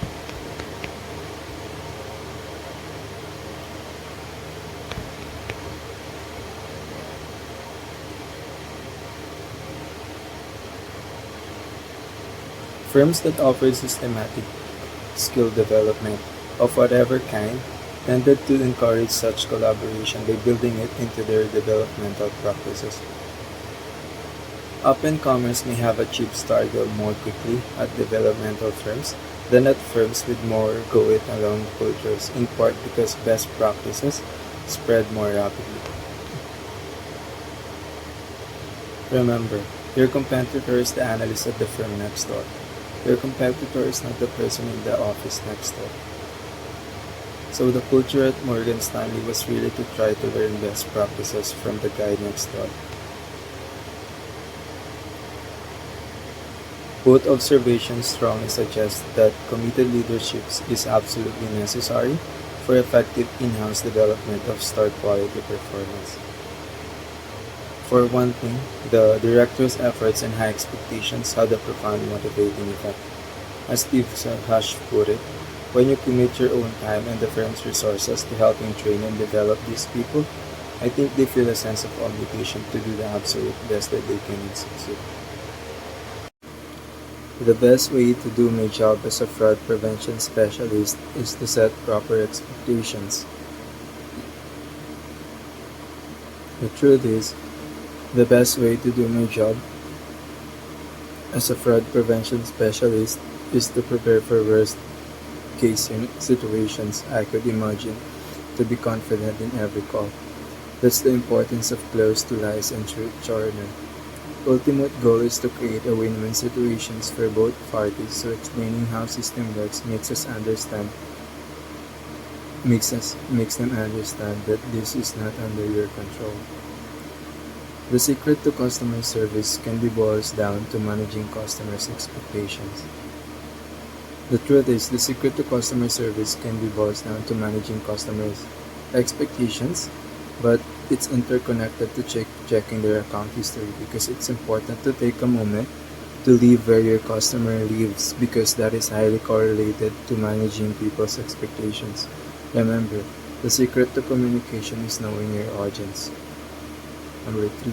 I am a professional scammer because I'm constantly look out on the new big companies that I can hack. The truth is, fraud analysts will always be in demand even in Mars, because there's a Bible and God knows that people can act inappropriately without proper systems and laws, because we're all just dependent on systems around us. I should pause to reinforce the tone of my message to my audience. I should use pause, especially in the beginning of my opening spiel, to bell customers and my audience, because that's how I can better show them that I don't rush the conversation and taking the time to listen to their concerns and solve the problem first before worrying about the time, because in other call centers, they value first call resolution more than average handling time. It's hard to learn Python because I didn't choose computer science degree in college. The truth is, it's hard to learn Python because it's hard to remember technical concepts, even in electrical engineering like electrical circuits, because we don't use it often. No child, however intelligent, has unlimited data storage capacity. The memory space is finite, be it for words, for facts, or for figures. And the more one learns dialect words, the less space there is for Mandarin words, or English words, or multiplication tables, or formulas in mathematics, physics, or chemistry. Close to lie. It was a mistake for me to work in a call center instead of working as a software engineer when I was 20 years old, because I can practice my speaking skill by reading a book and listening to my thoughts. The more frequently one uses a language, the easier it is to express one's thoughts in it. The younger one learns to speak a language, the more permanently it is remembered. Language is heard and spoken long before people learn to write and read. I should always be clear on my writing to reinforce the most important to the reader. Clarity can be a double-edged sword. Sometimes you have to leave your views open for interpretation to evolve as events unfold. Simplicity is in the eye of the beholder. No one can really know our health status because it's subjective. No one knows your health status, but you should always judge clarity from the reader's point of view, not yours. I'm working to achieve my performance goals like AHT, including callback, hold and after call work, QA, compliance, and attendance. The truth is, I'm working to meet Norja, client, colleagues, and customers' needs. As my service or product work the way Norja, colleagues, and the customers' needs and expects, considering its competitor and our company's strategic priorities. Your product, service, or experience is the real game. It's helpful to remember this. Then customers' expectation is what customers seems to buy the most. Reinforce key behaviors again and again. A standard for rigid vendor scorecard measure. Better experience, better customer service, better product, better care, better world. Keyword is expect because there can always be manipulation between buyer and seller.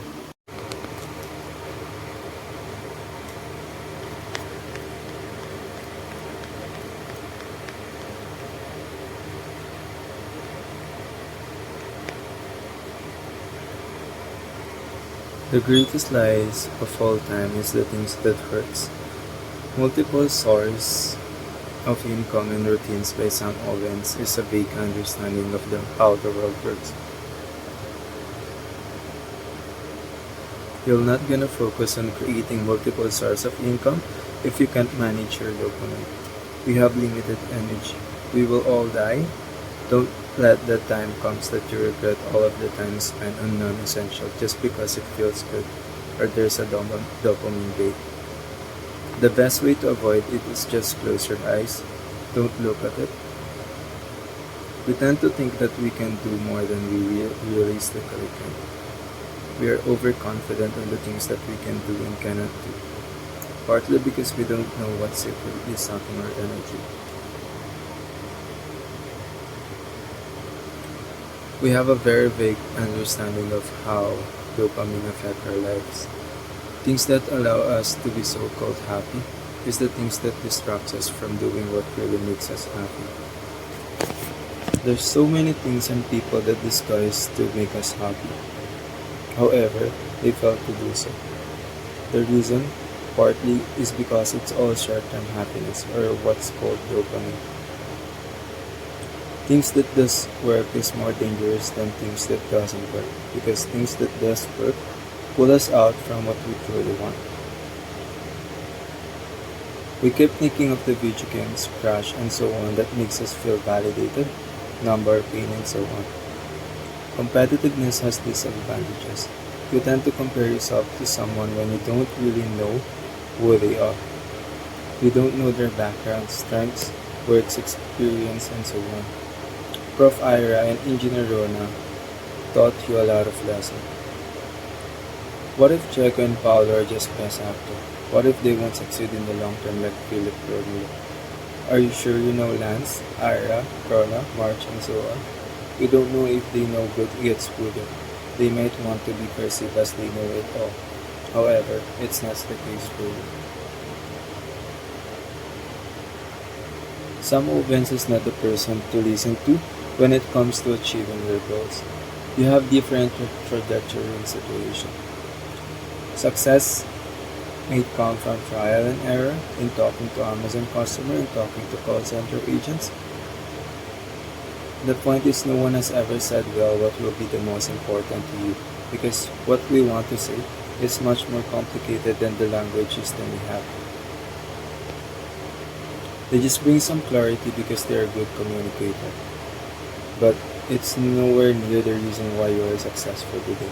Even you can accurately define why you are successful today. We might try to say that you are a combination of Edward Devona, David Bayer,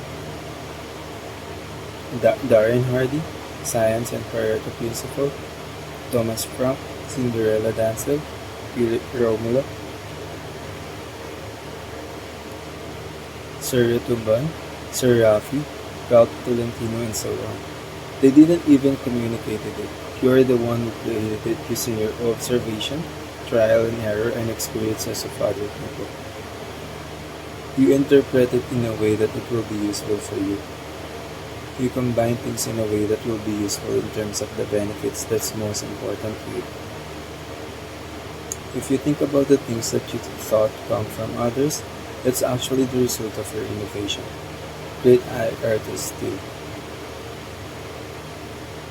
Close to truth and close to lie notes is not taught by anybody. Zooming in and out while systematizing the little details in listening did not come from anybody. You might interpret it in a completely different way from others. Others might just see it in a completely different than you. They may think that some oven stuff is a complete waste of time. Sometimes, it depends on your situation.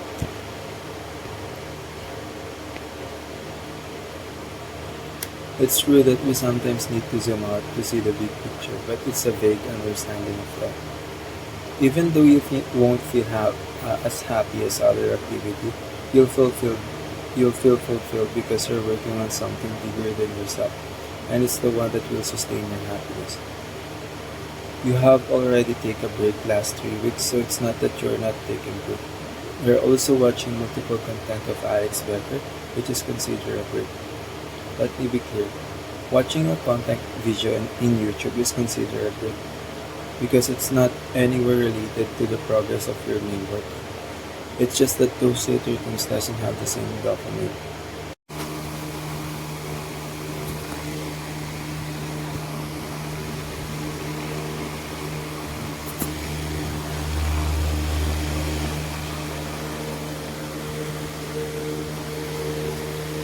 Changing, adding, and removing elements.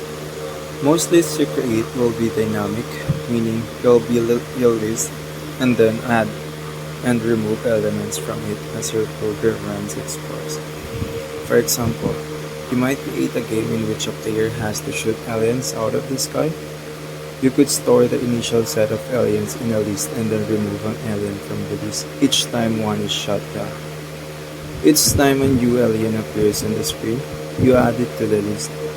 Your list of aliens will decrease and increase throughout the course of the game. Modifying elements in a list. The syntax for modifying an element is similar to the syntax for accessing an element in a list. To change an element, use the name of the list followed by the index of the element you want to change, and then provide the new value you want that item to have. For example, let's say we have a list of motorcycles, and the first item in the list is Honda. How would we change the value of the first item? The code at 1 defines the original list with Honda as the first element. The code at number 2 changes the value of the first item to Ducati. The output shows that the first item has indeed been changed and the rest of the list stays the same. Honda, Yamaha, Suzuki. Ducati, Yamaha, Suzuki. You can change the value of any item in a list, not just the first item. Adding elements to a list. You might want to add new element to a list for many reasons. For example, you might want to make new aliens appear in the game, add new data to visualization, or add new registered user.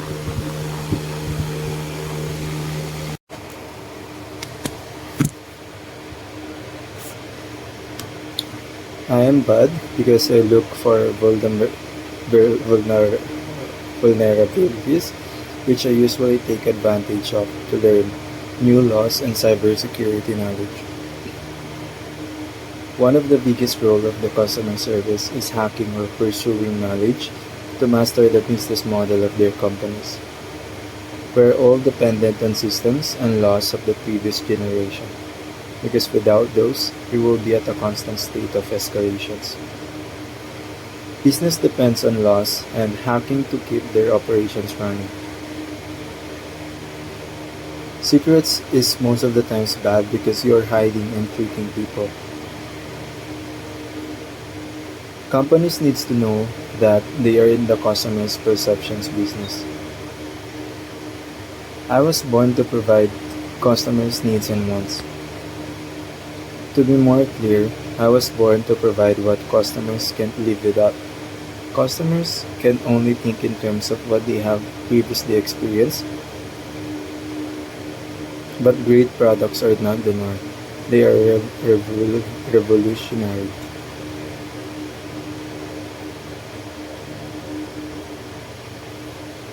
Doing magic mushroom on your 20s is not right because there's no credible research that will prove its benefits, and it may come with a huge side effects due to its unknown nature. There may be unintended consequences of doing magic mushroom in your 20s, but it makes us adaptable to change through placebo effect and a chemical it injects to our blood. And to survive in this world, you have to be sponge and patient. Electrical or civil engineering is harder than software engineering, so it's easier to transition. Electrical engineering can be more mathematically intensive, requiring strong analytical skills and an ability to understand complex circuitry. Software engineering can require a high degree of problem-solving ability and creativity in designing and implementing software solutions. Ultimately, the difficulty of learning electrical engineering or software engineering will depend on an individual's natural aptitude, interest, and ability to master the required concepts and skills.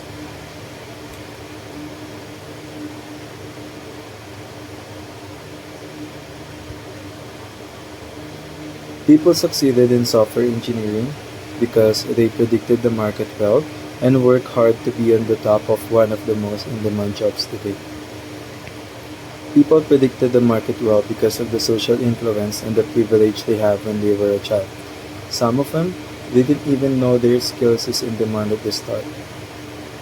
There are a variety of ways to assess skill or quality. For example, you might evaluate a song according to its rhythm, tonality, lyrical content, vocal quality, and instrumentation.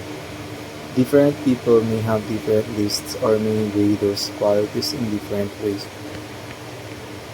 But no matter how we assess someone's skill, luck will also help to shape our opinion through social influence. So luck is not only behind the inequality of outcomes, it determines what we perceive to be skill. For instance, cost or geographic location may be much more important to a student than retention rates or selectivity. So the highest ranked schools may not be the most attractive schools for your child.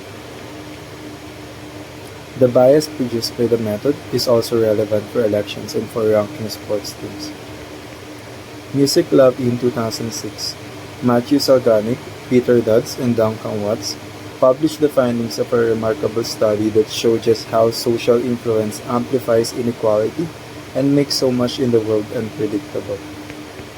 We're very good at fooling ourselves about our own success, a phenomenon that psychologists call the self-serving attribution bias. It is common for us to attribute success to our own terrific skill, even in endeavors that are determined mostly by luck. Part of the explanation is that we see ourselves as capable agents.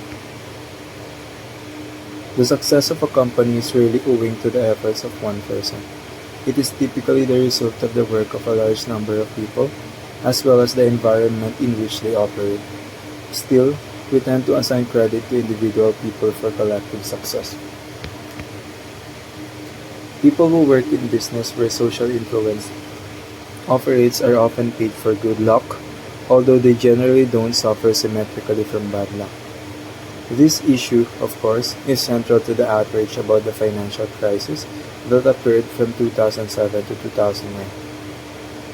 Many finance professionals, including bankers, traders, and brokers, collected outside school when the markets were ascending, capitalizing on good luck. But when the financial system nearly collapsed and a number of large firms went out of business,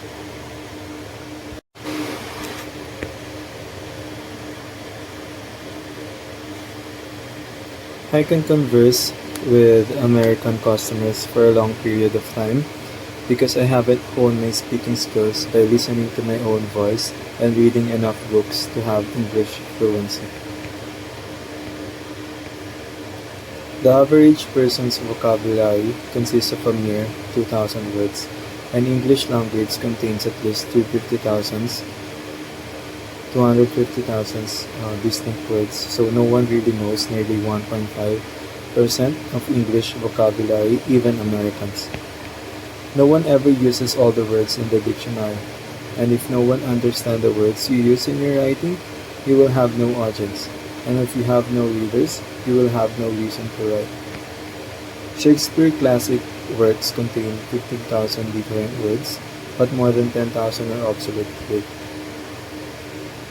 I should read books because Bill Gates, Warren Buffett, and Cal Newport recommends doing it because it tremendously helps us relax and become better writers. I should read as much books that I can because God wants us to look for wisdom instead of money and possession. King Solomon asked for wisdom instead of a great nation because he knows that with wisdom, he can do anything he wants.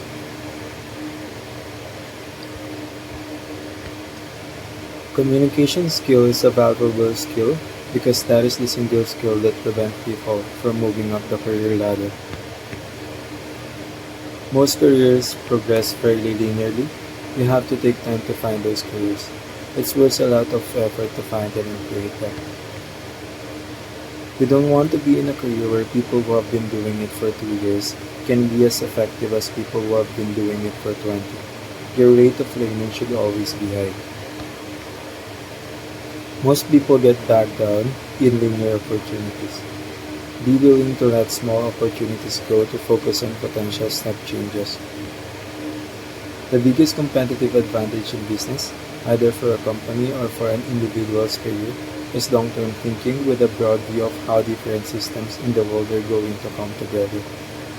One of the notable aspects of compound growth is that the furthest out years are the most important. In a world where almost no one takes a truly long-term view, the market richly rewards those who do. Trust the exponential, be patient, and be pleasantly surprised. I should apply as SME because the chemical engineer who transitioned to tech highlights his management career that makes him get the job. A lot of advising groups or from other people is misleading, so you have to filter out what's useful to you. Take advice with great caution. World is going through recession, and it forces us all to specialize to be more efficient. One of the rules of success is to be hard to compete with. If what you can do can be done by someone else, it eventually will be, and for less money. This is true for companies and individuals as well. The best way to become difficult to compete with is to build up leverage. For example, you can do it with personal relationships, by building a strong personal brand, or by getting good at the intersection of multiple different fields. There are many other strategies, but you have to figure out some way to do it. Most highly successful people have been really right about the future at least once, at a time when people thought they were wrong. If not, they would have faced much more competition. I should choose a tech career because information is growing too fast and those jobs will always be in demand, which will make me have a continuous supply of money. Time only scales linearly. The biggest economic misunderstanding of people was that people got rich from high salaries. You get truly rich by owning things that increase rapidly in value. This can be a piece of business, real estate, natural resource, intellectual property, or other similar things. But somehow or other, you need to own equity in something, instead of just selling your time. Time only scales linearly. I should build a family and enjoy my life by traveling while I am young because God provides more for more people and it's better to lose money in travel than owning stocks. When people get used to a comfortable life, a predictable job, and a reputation of succeeding at whatever they do, it gets very hard to leave that behind. And people have an incredible ability to always match their lifestyle to next year's salary. Even if they do leave, the temptation to return is great. It's easy and human nature to prioritize.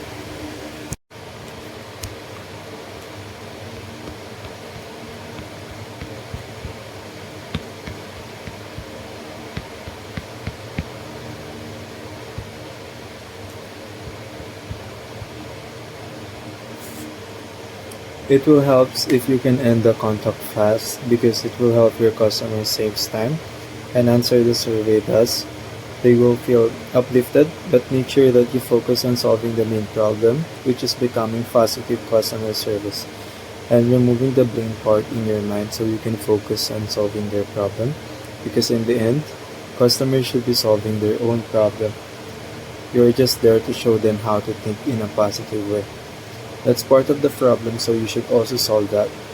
Also, you should focus on creating pleasant experience to the customer first in your mind before the pleasant experience happens, and you cannot do that by being negative. It's not about closing the contact fast. It's about thinking positively until the end and helping your customer understand that there's a bigger answer to suffering or thinking positively in the end. You might not become successful in business or solve your problem, but you're happy and operating in the best way possible. That's the only thing that you can control, so you should focus on being positive, and that's the only thing that you want in the first place, not the accolades and worthless things. You can counteract your fear or make it less logical so you can focus on the positive and becoming the best version of yourself, which is the alchemy of self or the things that you love that will also makes you money and feel secure and happy. I want my alchemy of self, but at the same time, money is what makes us get our needs.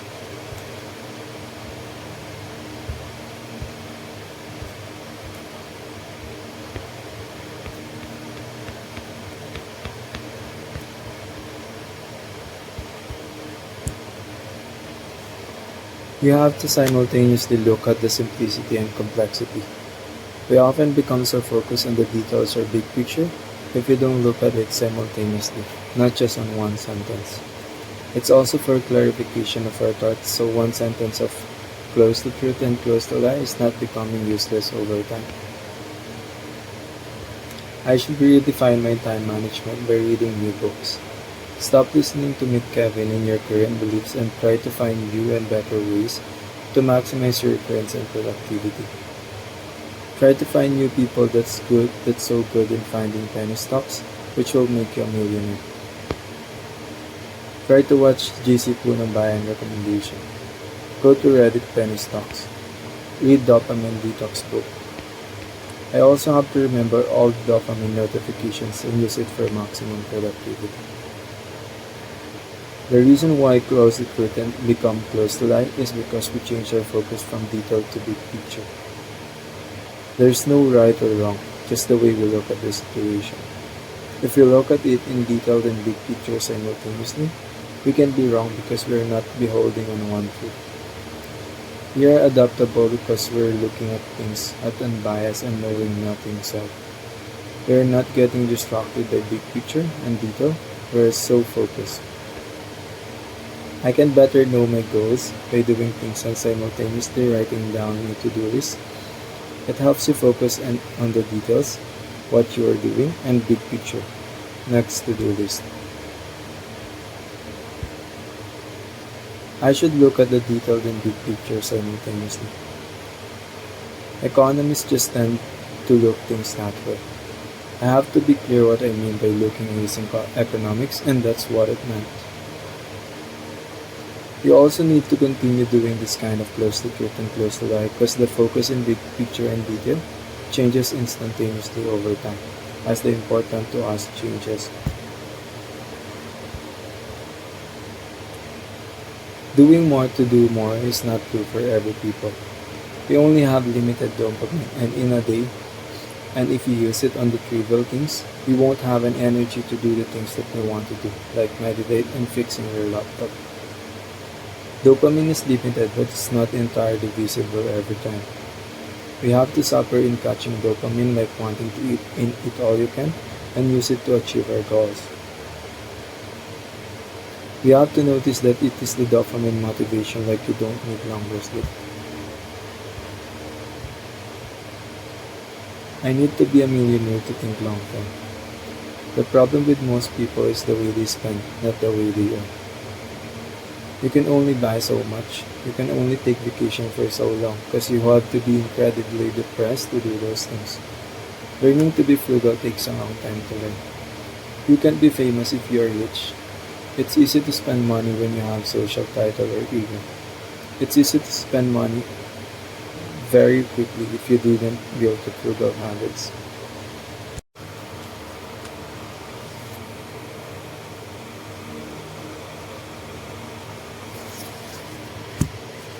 While software development is immune from almost all physical laws, the inexorable increase in entropy hits us hard. Entropy is a term from physics that refers to the amount of disorder in a system. Unfortunately, the laws of thermodynamics guarantee that entropy in the universe tends toward a maximum. When disorder increases in software, we call it software rot. Some folks may call it by the more optimistic term, technical debt, with the implied notion that they'll pay it back someday.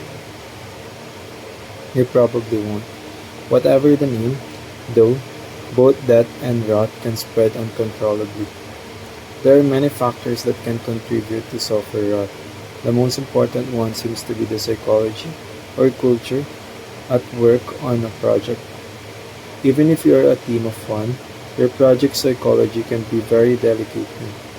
Despite the best laid plans and the best people, a project can still experience ruin and decay during its lifetime.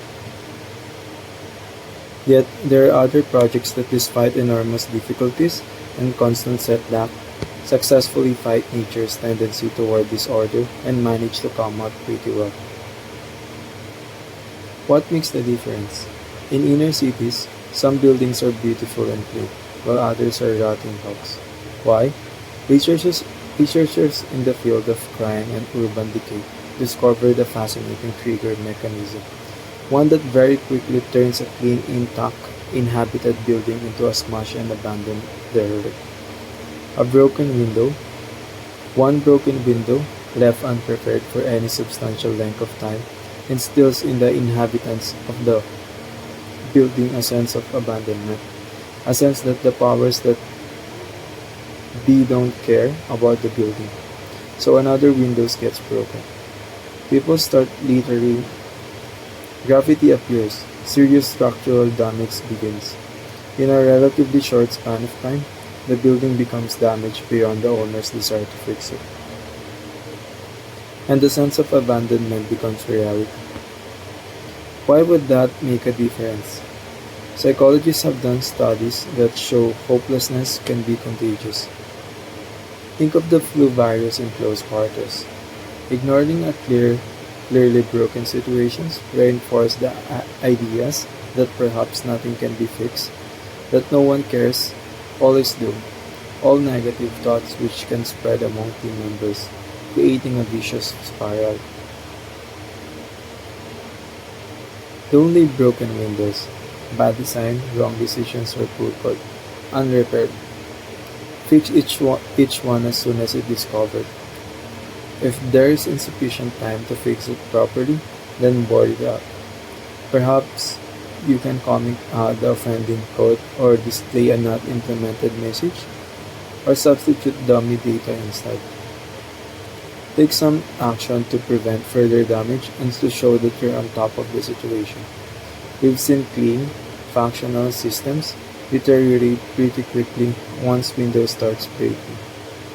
There are other factors that can contribute to software rot, and we'll touch on some of them elsewhere. But neglect accelerates the rot faster than any other factor. You may be thinking, that no one has the time to go around cleaning up all the broken glass of a project? If so, then you'd better plan on getting a dumpster or moving to another neighbor. Don't let entropy win. First, do no harm. Andy once had an acquaintance who was obscenely rich. His house was immaculate, loaded with the priceless antiques, objects, art, and so on. One day, a tapestry that was hanging a little too close to a fireplace caught on fire. The fire department rushed in to save the day and his house, but before they dug the dirty hoses, they dragged their big dirty hoses into the house. They stopped with the fire raging. They rolled out a mat between the front door and the source of the fire. They didn't want to mess up the carpet. Now that sounds pretty extreme. Surely, the fire department's first priority is to put out the fire, collateral damage be damned, but they clearly had assessed the situation, were confident of their ability to manage the fire, and we were careful not to inflict unnecessary damage to the property. That's the way it must be with software. Don't cause collateral damage just because there's a crisis of some sort. One broken window is one too many. One broken window, a badly designed piece of code, a poor management decision that the team must live with for the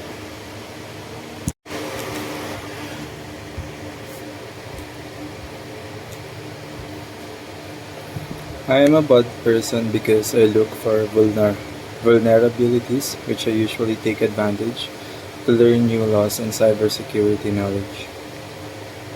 One of the biggest roles of the customer service is hacking or pursuing knowledge beyond your responsibility to master the business model of their companies. We're all dependent on systems and laws of the previous generation, because without those, we will be at a constant state of escalations. Business demands on laws and hacking to keep their operations running. Secrets is most of the times bad because you are hiding and tricking to people. Companies needs to know that they are in the customer's perception business. I was born to provide customers' needs and wants. To be more clear, I was born to provide what customers can't live without. Customers can only think in terms of what they have previously experienced, but great products are not the norm. They are revolutionary. Doing magic mushroom in your 20s is not right because there is no credible research that will prove its benefits, and it may come with a huge side effects due to its unproven benefits and side effects. There may be unintended consequences of doing magic mushroom in your 20s, but it makes us adaptable to change through placebo effect and plasticity, and the chemical it injects to our blood. And to survive in this world, you have to be sponge and adaptable. Electrical or civil engineering is harder than software engineering, so it's easier to transition. Electrical engineering can be more mathematically intensive, requiring strong analytical skills and an ability to understand complex circuitry. Software engineering can require a high degree of problem-solving ability and creativity in designing and implementing software solutions. Ultimately, the difficulty of learning electrical engineering or software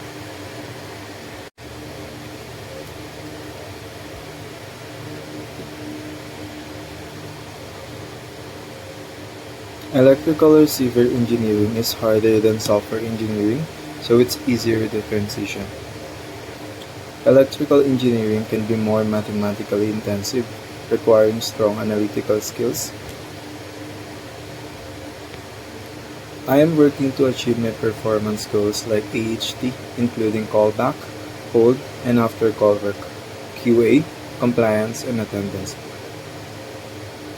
Truth is, I am working to meet Norja's client and colleagues and customers' needs. Does my service or product work the way Nordia, colleagues, and Bell customers' needs and expects, considering its competitors and our company's strategic priorities. Your product, service, or experience is the real game. It's helpful to remember this.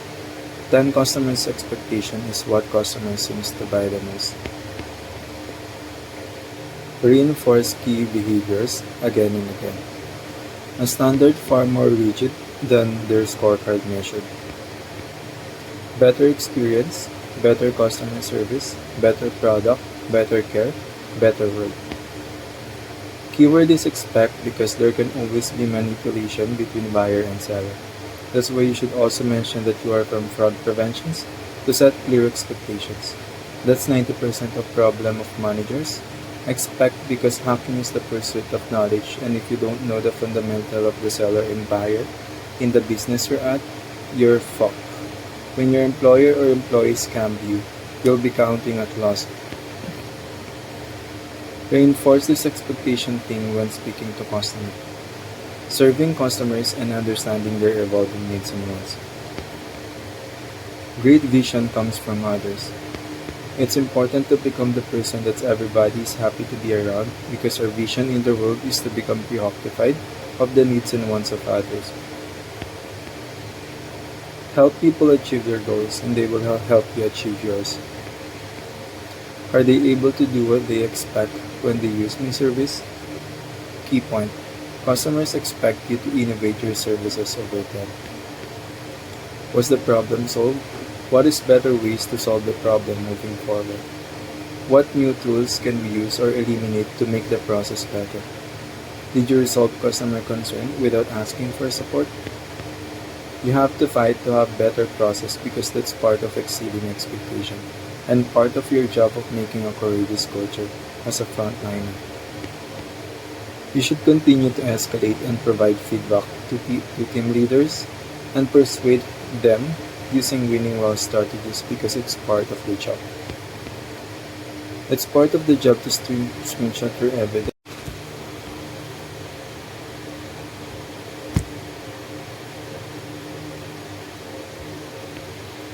Communication skills is a valuable skill because that is the single skill that prevents people from moving up the career ladder. Most careers progress fairly linearly. You have to take time to find those careers. It's worth a lot of effort to find them and create them. You don't want to be in a career where people who have been doing it for 2 years can be as effective as people who have been doing it for 20. Your rate of learning should always be high. Most people get bogged down in linear opportunities. Be willing to let small opportunities go to focus on potential step changes. The biggest competitive advantage in business, either for a company or for an individual's career, is long-term thinking, with a broad view of how different systems in the world are going to come together. One of the notable aspects of compound growth is that the furthest out years are the most important. In a world where almost no one takes a truly long-term view, the market richly reward those who do. Press the exponential, be patient, and be pleasantly surprised. I should apply as SME or subject matter expert because the chemical engineer who transitioned to tech highlights his management career that makes him get the job. A lot of advice in groups or from other people is misleading, so you have to filter out what's useful to you. Take advice with great caution. World is going through recession and it forces us all to specialize to be more efficient. One of the rules of success is to be hard to compete with. If what you can do can be done by someone else, it eventually will be, and for less money. This is true for companies and individuals as well. The best way to become difficult to compete with is to build up leverage. For example, you can do it with personal relationships, by building a strong personal brand, or by getting good at the intersection of multiple different fields. There are many other strategies, but you have to figure out some way to do it. Most highly successful people have been really right about the future, at least once at a time, when people thought they were wrong. If not, they would have faced much more competition. I should choose tech career because information is growing too fast and those jobs will always be in demand, which will make me have a continuous supply of money. Time only scales linearly. The biggest economic misunderstanding of people was that people got rich from high salaries. You get truly rich by owning things that increase rapidly in value. This can be a piece of a business, real estate, natural resource, intellectual property, or other similar things. But somehow or other, you need to own equity in something, instead of just selling your time. Time only scales linearly. I should build a family and enjoy my life by traveling while I am young, because God provides more for more people, and it's better to lose money in travel than owning stocks. When people get used to a comfortable life, a predictable job, and a reputation of succeeding at whatever they do, it gets very hard to leave that behind, and people have an incredible ability to always match their lifestyle to next year's salary. Even if they do leave, the temptation to return is great. It's easy and human nature to prioritize short-term gain and convenience over long-term fulfillment. But when you aren't on the treadmill, you can follow your hunches and spend time on things that may turn out to be really interesting. Keeping your life cheap and flexible for as long as you can is a powerful way to do this, but obviously comes with trade-offs.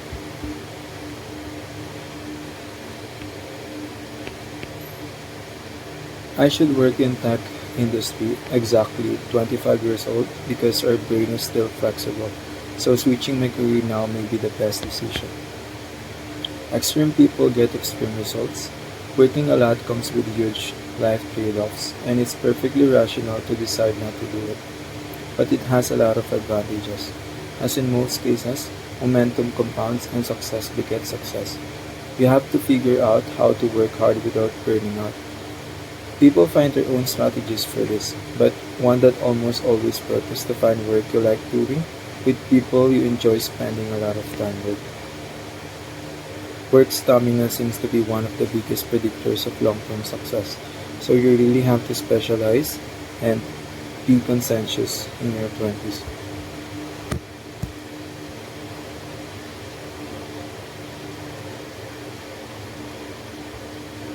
Fraud prevention specialists are real jobs.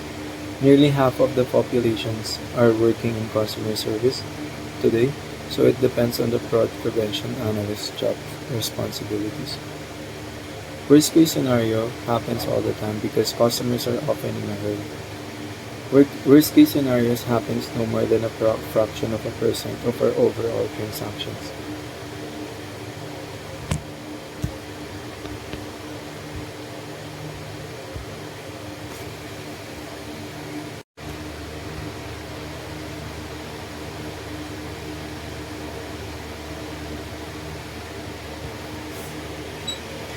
Quality course is valuable because if you say that it's not, it's like saying right interpretation of Bible is not valuable in order to go to heaven. I want to buy $2,500 course back then, like when I spent 40,000 pesos to Darren Hardy when I am about to sell the necklace to have a skill because it made me Dean's Lister and discover Japan into that study. And that is actually what happens, and personal development turns me from addict to a person with ambition and Dean's Lister and had a scholar which is worth 200,000 pesos. Some ovens tell me that when it comes to learning, you have to look at the courses that is not useless, and you tell that I should clearly define my goal. And that is actually what he said. And it's like what the valuable course like Edward de Bono said, the truth is but a way of looking at things, and some are just most useful in terms of our goals. Action needs some knowledge, strategy, tactics, process in order to implement it to achieve the goal. It's important because now you will have a wisdom or know what to do and not to do, so theory is important. What we are doing in business is about collecting theory and concepts in mind so that less energy. You should tweak it or what you are doing right now, which is nice and good in order to go to what God plans you to do. So I should quit what is my belief system all the time because truth is always changing. Intangibles is what really matters, not the regional manager of Google or customer service in Google or 1 year in customer verification. I am significantly greater right now than when I am Vince Lister because I only learned time management by Darren Hardy. Darren Hardy really changed my life. He let me have a patience and to have a great skill. And Darren lets me save 100,000 pesos and became this Vince Lister and have a great skill. We only have one life. If we try to do it on our own, it will take us forever. And God didn't want that. That is why He created the Bible, which is there for 1,000 of years.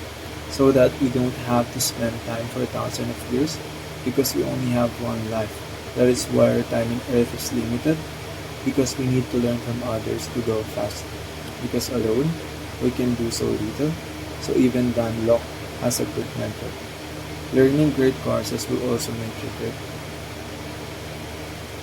I should believe on the right course or master online that per $1,000,000 or $2,000 because it's like Bible.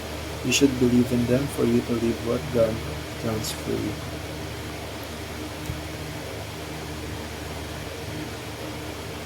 The reason why mental awareness is great is because you won't spend energy believing because life is all about maximizing energy, and that is why it is greater than cognitive abilities because only action or energy has reaction.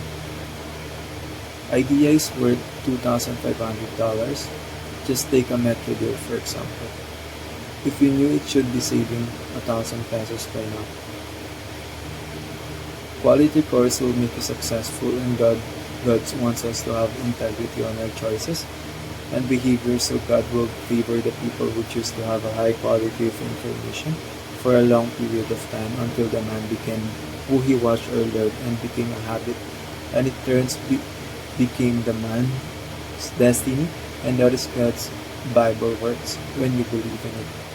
Then it will change your life to what God plans you to be, which is in heaven because it's not the one big system that will change your life dramatically in the end. It's the little things or hard work, so being successful is not about a one-time system.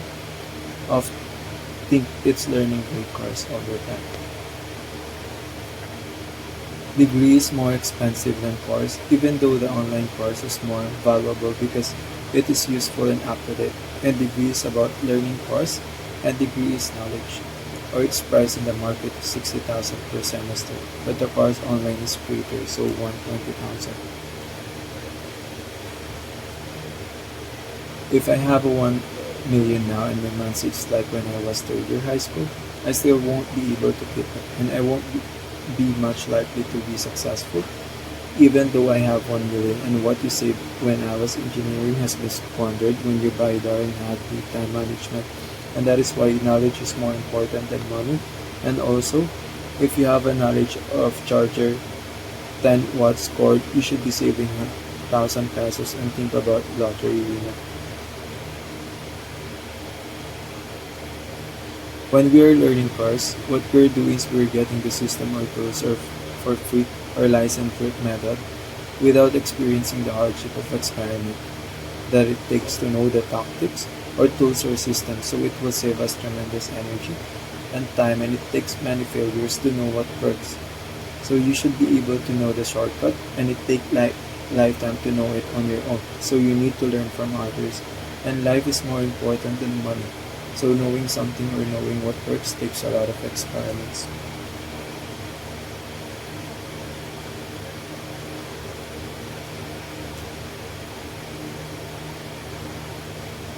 Learning great courses like architecting system for less energy so that you won't find a book.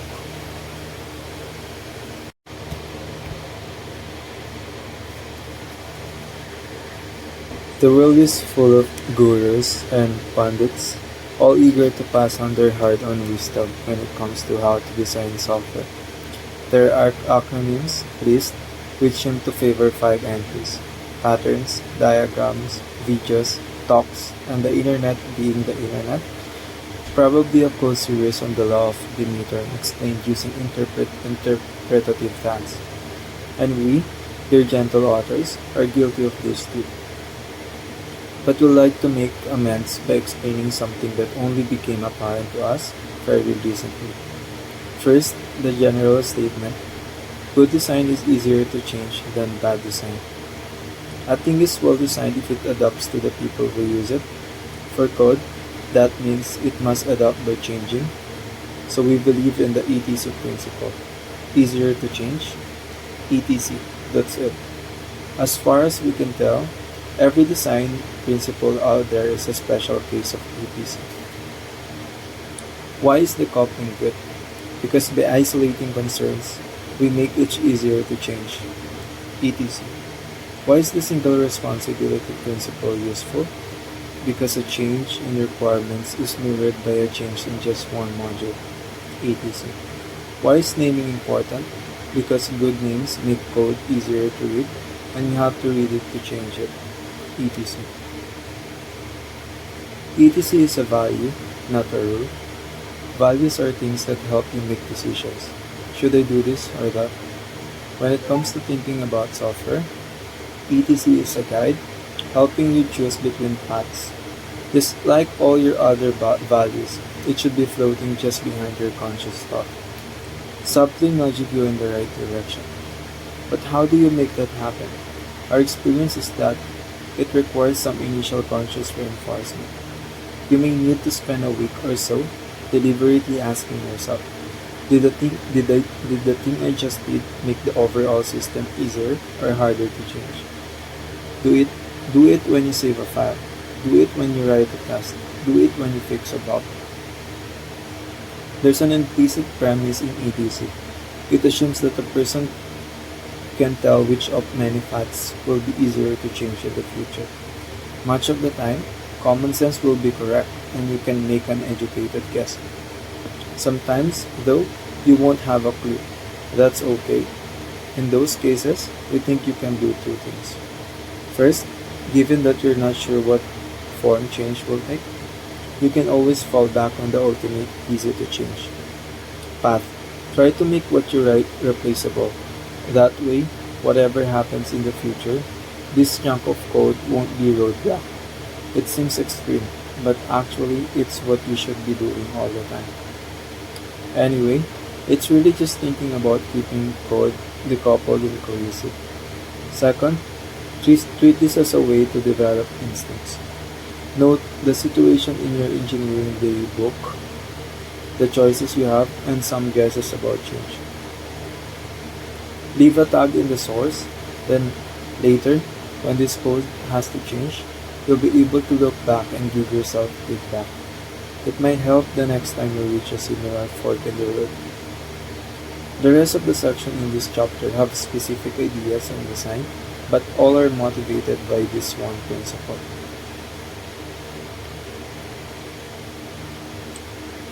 Giving a computer two contradictory pieces of knowledge was Captain James T. Kirk's preferred way of disabling a marauding artificial intelligence. Unfortunately, the same principle can be effective in bringing down your code. As programmers, we collect or organize, maintain, and harness knowledge. We document knowledge in specifications, we make it come alive in running code, and we use it to provide the checks needed during testing. Unfortunately, knowledge isn't stable. It changes often rapidly. Your understanding of a requirement may change following a meeting with the client, the government changes a regulation, and some business logic gets outdated. Test may show that the chosen algorithm won't work. All this instability means that we spend a large part of our time in maintenance mode, reorganizing and re-expressing the knowledge in our system. Most people assume that maintenance begins when an application is released. That maintenance means fixing bugs and enhancing features. We think these people are wrong. Programmers are constantly in maintenance mode. Our understanding changes day by day. New requirements arrive and existing requirements evolve as we heads down on the project. Perhaps the environment changes. Whatever the reason, maintenance is not discrete activity, but a routine part of the entire development process. When we perform maintenance, we have to find and change the representation of things. Those capsules of knowledge embedded in the application. The problem is that it's easy to duplicate knowledge in the specifications, processes, and programs.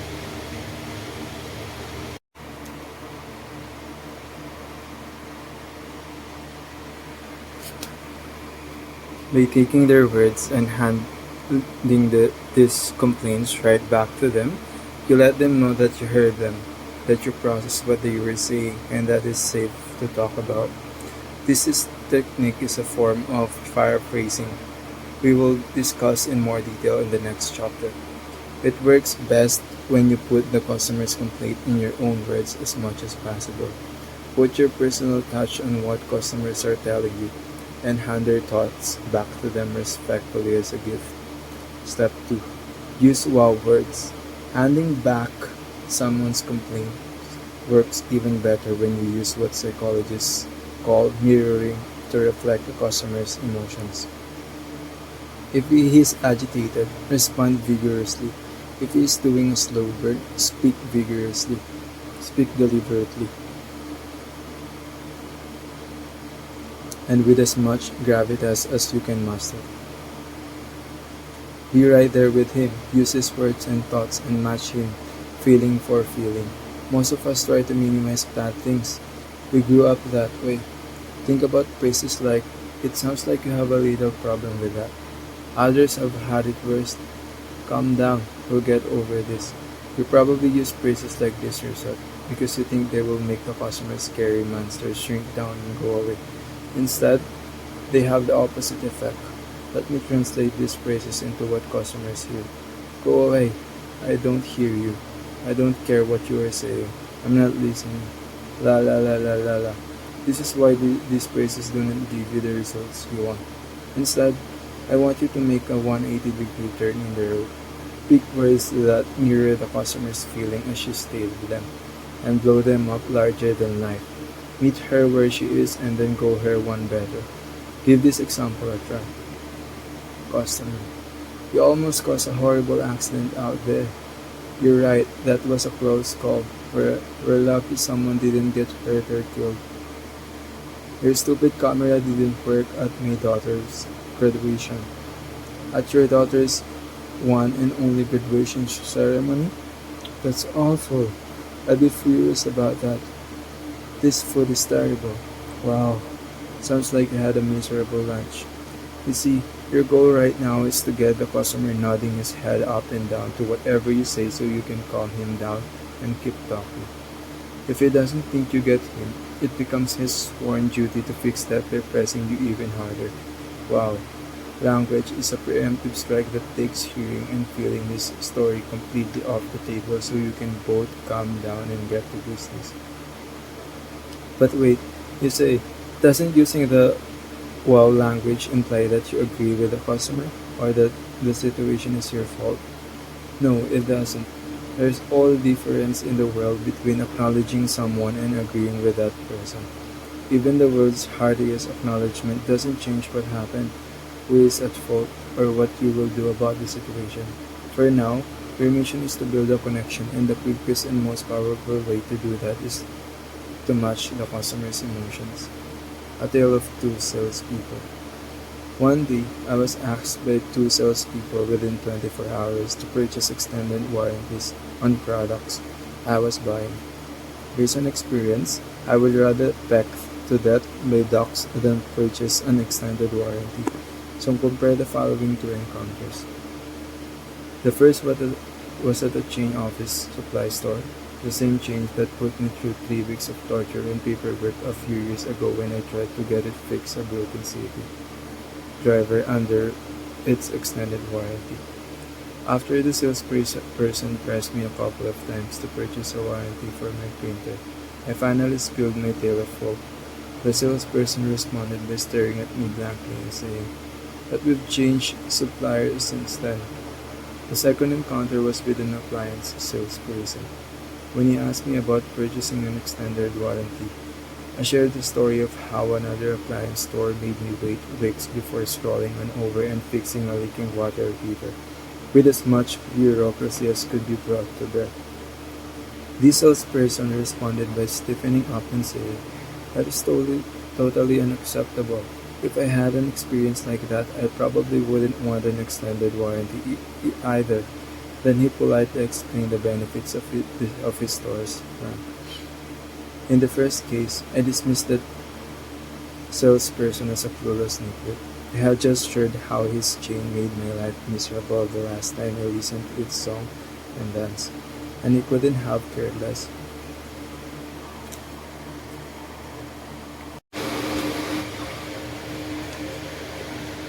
Right information will determine our success because God wants us to have integrity or consistent choice over time. That is why He preferred those who are learning course in their free time instead of squandering their time. That is why learning great courses is valuable, and even if you accidentally get the system, it's gonna be short-lived. And God wants us to learn the Bible so that we don't have to experience the hardship of the past generation, which will lead us to hell. And talent alone is not enough if your choice is not aligned with your talent, because you only have one life, and God will favor those people who have a character. And even if you have talent, you only have limited time, like what Jollibee did. Ray Edwards said that most of the things often before they work out, they didn't work out. And that is how the world works, because we can't be great overnight. It comprises of hardships, and you can find the knowledge and wisdom in earth is through hardship, because that is how experiment works. Learning great courses is like our choices compounded over time, or $100 per hour, because we choose to learn great courses than those people who have four choices and spend their time on $0 activity, because it's not just money that compounds. It's our choices, so it won't make you over-motivated underachiever, because you learn time management by Darren Hardy, and that's a great course. Successful people has a system of belief, and in order to have their system of belief, you have to pay them for their work and research, because research is life, and in order to be successful, you have to have a system of belief of successful people. So great courses is the source of our research. I need to paint the big picture of better version of my customer, not just doing what will make them better, because better is broad, so you need to know what is their specific goal or the features that they are buying, and paint the picture for them. So it's better to paint the picture for them to be more specific and clear. I am better than most of them based on Alexa, and that is the statistics, which is fact. Why are we comparing ourselves to batchmate like Jared? Does being 3 years in T-Mobile will make you successful? I can live without Auntie Rhea, because we don't really need those things for survival, and it will make me grow and better, even though at first it will cost a lot of money to me, but in the long run it's better. I just need a proper mindset or book on how to live in another house, and I am clean because I learned Jim Quick book. And being clean is just a skill, and in the long run, you will be more cleaner than them.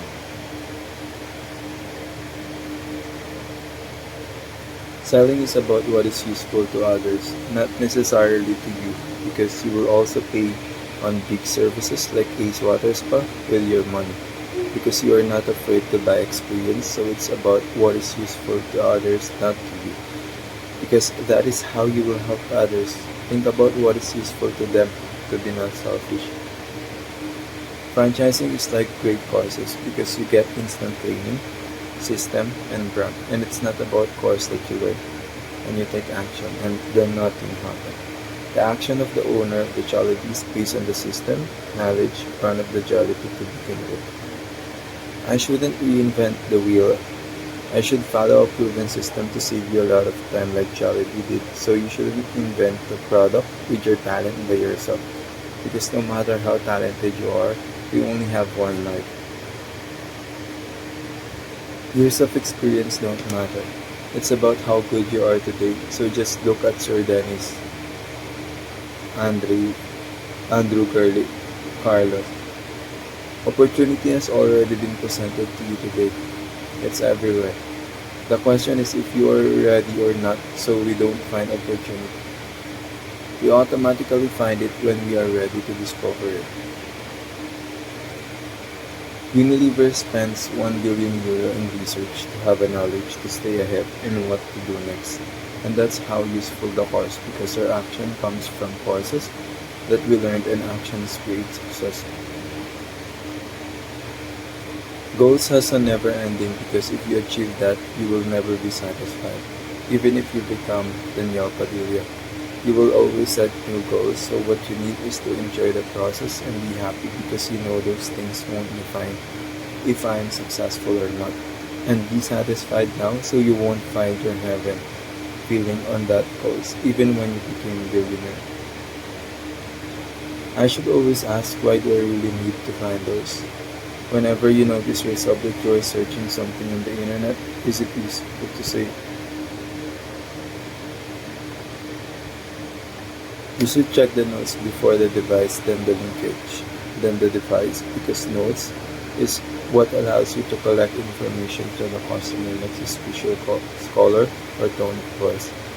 It's like targeting linkage and scam at the same time. And it's what Sir Neil told you that what is the most important thing that will tell you if it's a fraud or not. It's when you are talking to the customer. Then next is linkage. All of us is son of God and your family is just one of them. And sometimes in this earth, the people who we are not glad with will treat us like family because we only have one life and limited time. So if you just rely on your family,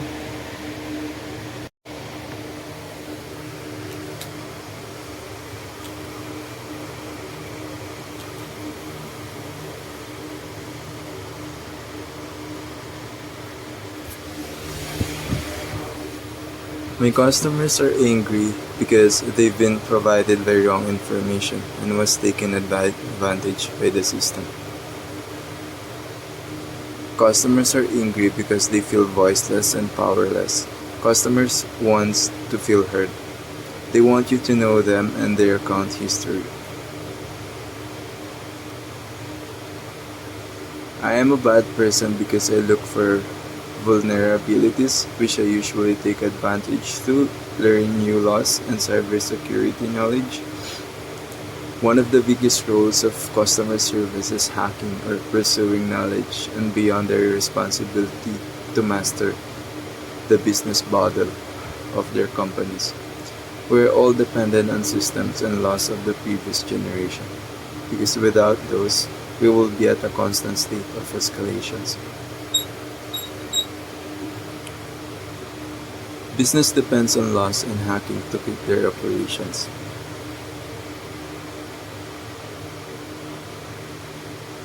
Secrets is most of the times bad because you are hiding and tricking to people. Companies needs to know that they are in the customer's perception business. I was born to provide customers' needs and wants. To be more clear, I was born to provide what customers can live without. Customers can only think in terms of what they have previously experienced, but great products are not the norm. They are revolutionary.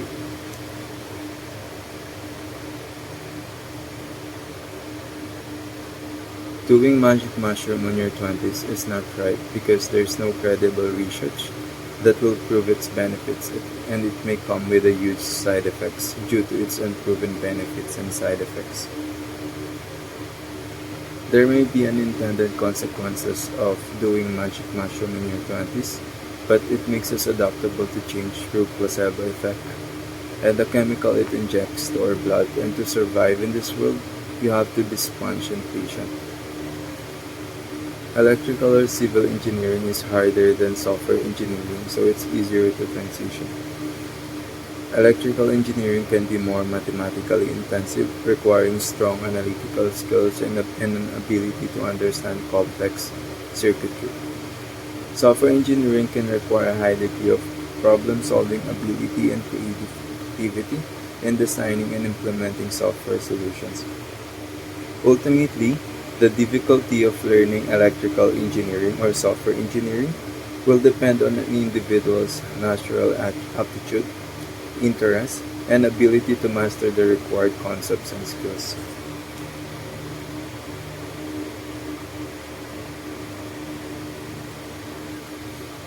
Communication skills is a valuable skill because that is the single skill that prevents people from moving up the career ladder. Most careers progress fairly linearly. You have to take time to find those careers. It's worth a lot of effort to find them and create them. You don't want to be in a career where people who have been doing it for 2 years can be as effective as people who have been doing it for 20. Your rate of learning should always be high. Most people get bogged down in linear opportunities. Be willing to let small opportunities grow to focus on potential step changes.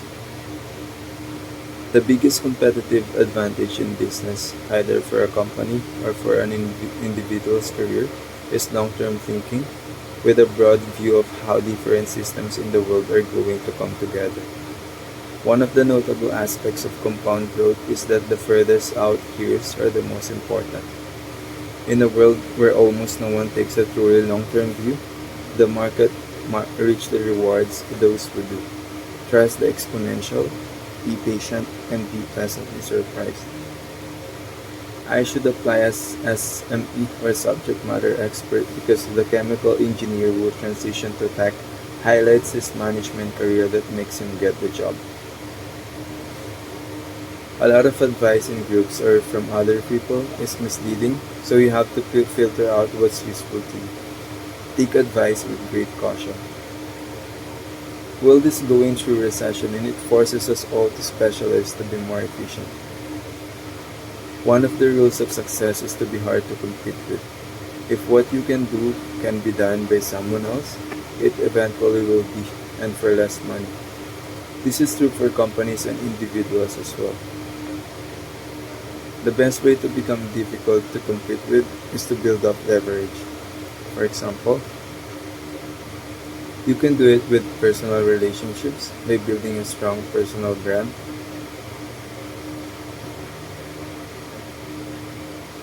or by getting good at the intersection of multiple different fields. There are many other strategies, but you have to figure out some way to do it. Most highly successful people have been really right about the future at least once, at a time when people thought they were wrong. If not, they would have faced much more competition. I should choose a tech career because information is growing too fast and those jobs will always be in demand, which will make me have a continuous supply of money. Time-only skills, linearly, the biggest economic misunderstanding of people was that people got rich from high salaries. You get truly rich by owning things that increase rapidly in value. This can be a piece of business, real estate, natural resource, intellectual property, or other similar things. But somehow or other, you need to own equity in something instead of just selling your time. Time-only skills linearly.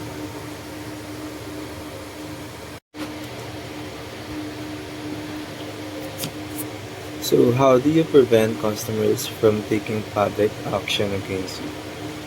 Here are some of the most important steps. Do the right thing first. Look at your business through the eyes of your customers. If you have poor quality, insufficient redress for problems, or labyrinthine refund fallacies, then your most difficult customers will react the way you or I might, only more so. Drop the insincere corporate speak. If you reply to customers with stilled prose written by your lawyers or bin counters, such as, "We regret that we are unable to offer you a refund." Then, vengeful customers are not a random accident, they are likely occurrence. Be open, honest, and informal about your boundaries and the reasons for them, and most people will respect you. Reach out to your critics. Provide solutions, or at least face-saving alternatives. Far too often, vengeful customers are reacting to being ignored as much as they are to being wrong.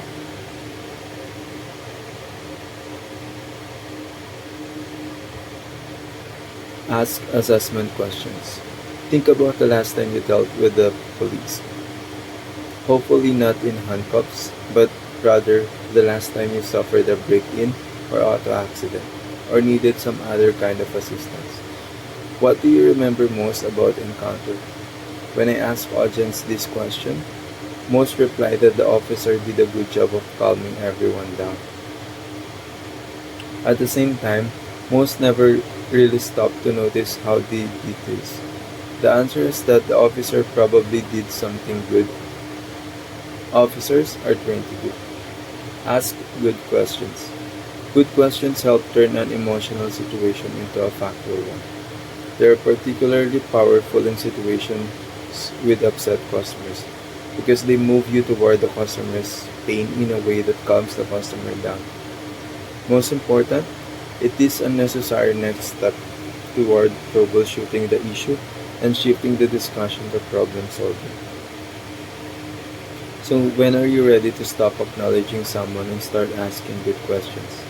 As soon as the heart starts to drop, even a tiny bit. If you have ever been in a situation where you felt you did everything but stand on your head to help a customer who just got angrier, chances are very good that you did not acknowledge that person enough. What are good questions to ask? Anything that moves you and the customer toward a solution? And what are bad questions to ask? Anything that challenges the customers or sounds insincere. Here are some general guidelines. Take a learning posture. People often feel that their job with difficult customers is to challenge the customer's perceptions.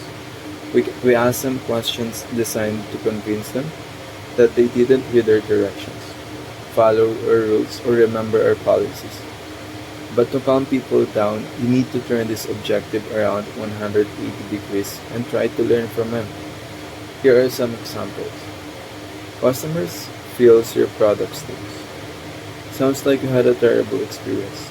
What kinds of things felt short for you with this product? Customer is furious after waiting on hold for a half hour.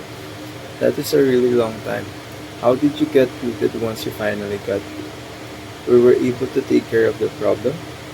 Customer is upset with how she was spoken to. I'm so glad you're sharing this with me. No one wants to feel talked down to. Would you be comfortable with sharing exactly what our person said that made you feel disrespected? Ask them things like how they experienced the situation, what they tried to do first, and what they feel should have happened. You are not judging or agreeing at this stage, just putting yourself in their shoes and gathering information. Never ask why. Questions that begin with why are not really questions. They are confrontations with question marks at the end of them. They never favor the customer and never move you closer to a solution. Never ask customers why they did or did not do something. Instead, explore how they feel and what they want.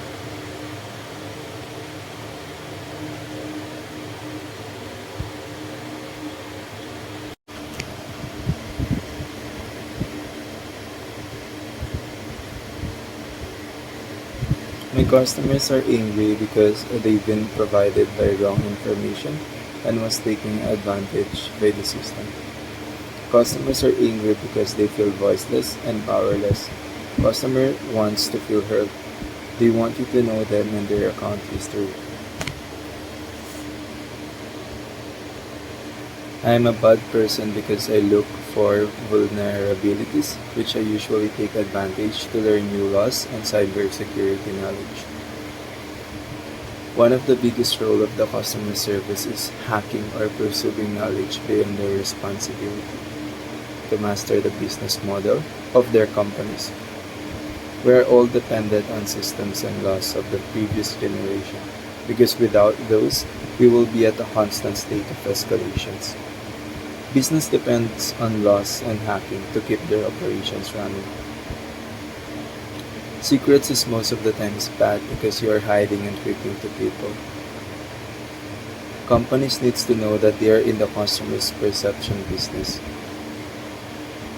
I was born to provide customers' needs and wants. To be more clear, I was born to provide what customers can't live without. Customers can only think in terms of what they have previously experienced, but great products are not the norm. They are revolutionary.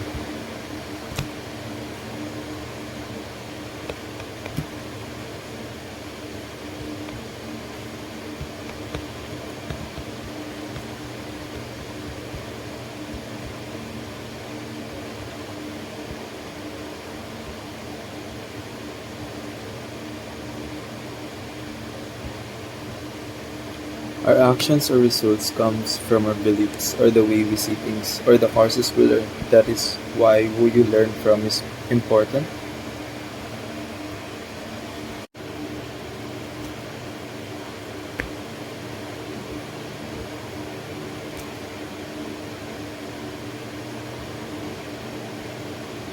Learning great course is like our choices compounded over time or $100 per hour because we choose to learn great course than those people who have poor choices and spend their time on $0 activity because it's not just money that compounds, it's our choices. So it won't make you over motivated underachiever because you learn time management by Darren Hardy and that's great course. Successful people has a system of belief, and in order to have their system of belief, you have to pay them for their work and research because research is life, and in order to be successful, you have to have a system of belief of successful people. So great courses is the source of our results.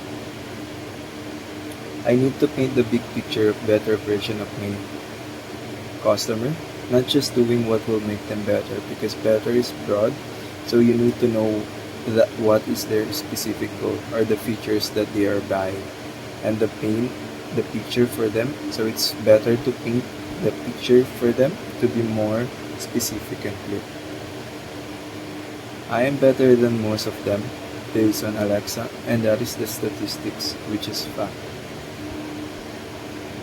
I can live without Auntie Rhea because we don't really need those things for survival, and it will make me grow and better even though at first it will cost a lot of money to me, but in the long run it's better.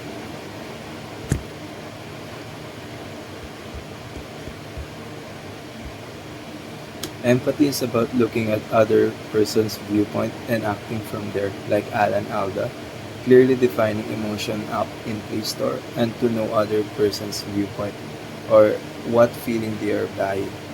You have to objectify things to clearly know what feeling they are buying because that's how you get your feeling, which is feeling of security. That's by asking why do you actually want those things, and by having a principled mindset, which is the revolutionary of shopping, and not being persuaded by story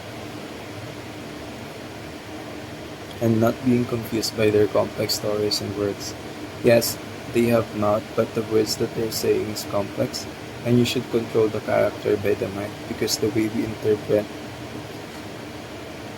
what they really feel of what feeling they are buying is biased. So you need to objectify things always or remove yourself from the situation or think like observant, and because following our bias feels good, so even it's not right or it's not love, we still do it. So I shouldn't use my emotion to know the better version that they are buying. And empathy is not equals emotion. Empathy equals objective judgment of other people's feeling, thoughts, beliefs, and values without including our feeling because when it feels good, we don't do what is right or what is love or what is best to become the best version of ourselves.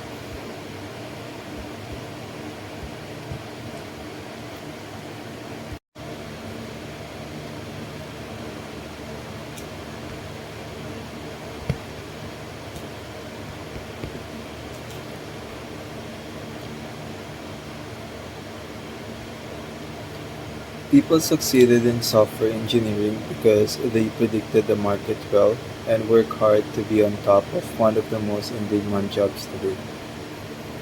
People predicted the market well because of the social influence and the privilege they have when they were a child. Some of them didn't even know their skills is in demand at the start. There are a variety of ways to assess skill or quality. For example, you might evaluate a song according to its rhythm, tonality, lyrical content, vocal quality, and instrumentation. Different people may have different lists or may weigh those qualities in different ways. But no matter how we assess someone's skill, luck will also help to shape our opinion through social influence. So luck is not only behind the inequality of outcomes, it determines what we perceive to be skill. For instance, cost or geographic location may be much more important to a student than retention rates or selectivity. So the highest ranked schools may not be the most attractive schools for your child. The bias produced by the method is also relevant for elections and for ranking sports teams. Music Love in 2006, Matthew Salganic, Peter Odds, and Duncan Watts published the findings of a remarkable study that showed just how social influence amplifies inequality and makes so much in the world unpredictable. We are very good at fooling ourselves about our own success, a phenomenon that psychologists call the self-serving attribution bias. It is common for us to attribute success to our own terrific skill, even in endeavors that are determined mostly by luck. Part of the explanation is that we see ourselves as capable agents. The success of a company is rarely owing to the efforts of one person. It is typically the result of the work of a large number of people, as well as the environment in which they operate. Still, we tend to assign credit to individual people for collective success. People who work in business where social influence operates are often paid for good luck, although they generally don't suffer symmetrically from bad luck. This issue, of course, is central to the outrage about the financial crisis that occurred from 2007 to 2009. Many finance professionals, including bankers, traders, and brokers, collected outsized pay when the markets were ascending, capitalizing on good luck. But when the financial system nearly collapsed and a number of large firms went out of business, governments had to step in to stabilize the system. The gains were privatized and the losses were socialized, leading to a palpable sense of unfairness. Paying for luck is not limited to finance. It occurs in many fields such as music, art, and movies.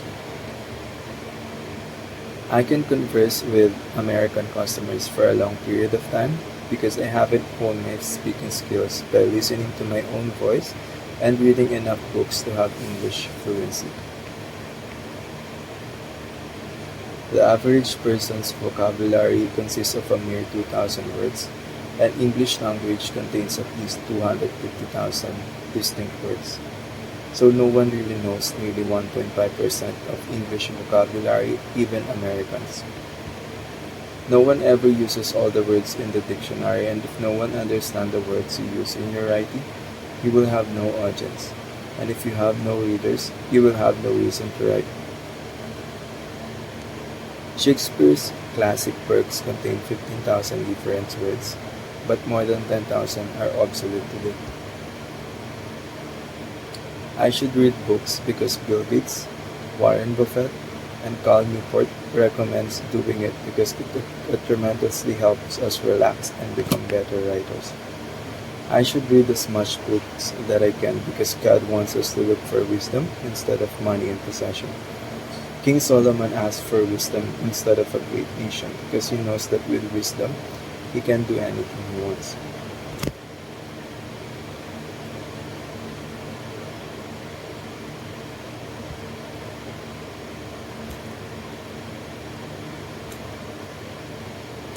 Electrical or civil engineering is harder than software engineering so it's easier to transition. Electrical engineering can be more mathematically intensive, requiring strong analytical skills and an ability to understand complex circuitry. Software engineering can require a high degree of problem-solving ability and creativity in designing and implementing software solutions. Ultimately, the difficulty of learning electrical engineering or software engineering will depend on an individual's natural aptitude, interest, and ability to master the required concepts and skills.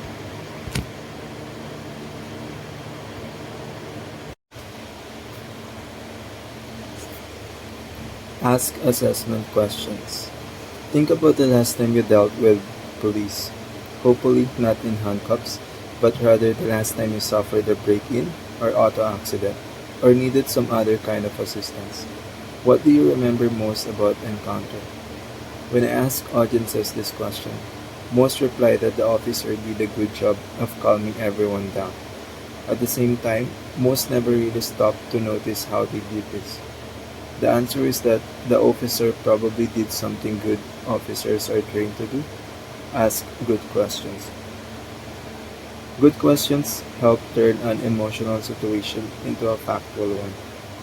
They are particularly powerful in situations with upset customers because they move you toward the customer's pain in a way that claims the customer's down. Most important, it is a necessary next step toward troubleshooting the issue and shifting the discussion to problem solving. So, when are you ready to stop acknowledging someone and start asking good questions? As soon as the heart starts to drop, even a tiny bit. If you have ever been in a situation where you felt you did everything but stand on your head to help a customer who just got angrier, chances are very good that you did not acknowledge that person enough. What are good questions to ask? Anything that moves you and a customer toward the solution. And what are bad questions to ask? Anything that challenges the customers or sounds insincere. Here are some general guidelines. Take a learning posture. People often feel that their job with difficult customers is to challenge the customer's perceptions. We ask them questions designed to convince them that they didn't read our directions, follow our rules, or remember our policies. But to calm people down, you need to turn this objective around 180 degrees and try to learn from them. Never ask why. Questions that begin with why are not really questions. They are confrontations with marks at the end of them. They never favor the customer and never move you closer to a solution. Never ask upset customers why they did or did not do something. Instead, explore how they feel and what they want. The best questions get specific. The best questions gather data that move you toward a solution while showing interest in the situation. This means that details are your friend. When did this happen? How long were they waiting? What kinds of things happened when they first tried to get help? The more you know, the better, and the more you can respond appropriately to this information. Wow, that was a long wait. Better yet. A more subtle point about good questions is that they put time and space between you and the customer's anger, allowing both sides to calm down and negotiate a solution. Don't just ask questions for the sake of asking them. People can see through that. Good questions, however, can be one of the best weapons in your arsenal for diffusing a bad situation. Shift the discussion. Once you have acknowledged someone enough for the heart to drop and ask good questions to clarify the customer's position, you can now try to shift the discussion from anger to constructive problem solving. Here, you follow the same process outlined in Chapter 6. Clarify what they want, respond with what you can do rather than what you can't do, create incentives for accepting your solution, and respond to their objections. Here is an example of how this might play out with a very angry customer, including the earlier step of acknowledging and asking good questions. Tonight was our 25th anniversary, and this was the most horrible meal we have ever had. The waiter was rude, the food was cold, and it took more than an hour to serve us. We are beyond upset right now. Wow, I can't believe that so many things went wrong for you on such a special occasion. I feel terrible about this, and I really appreciate you letting me know. Could you tell me what we both ordered? I had a porterhouse steak, and my wife had chicken cordon bleu. My steak was practically raw, and her chicken was so cold that the cheese inside wasn't even melted. That is horrible. I am also concerned about how the waiter treated you. Would you be comfortable sharing what went wrong there? You bet. When I confronted him about our dinners, he muttered something about the new cook and disappeared on us. Then when he came back and we asked him to take these dinners off the bill, he had bad attitude and told us we should have to talk to the manager. So here we are. Sounds like practically nothing went wrong right here tonight. And on your 25th anniversary, no less. What could we do to make this right for you? I'll be totally honest, this has ruined such an important special occasion. I'm thinking of seeking compensation in the small claims court and letting the local newspaper's food reporter know about this as well. I feel you people should be out of business. If this was my 25th anniversary, I would be that angry too. You have the right to do whatever you feel you need to do. But since my name is on this restaurant, I would love the chance to try again and give you both the kind of evening you were planning on.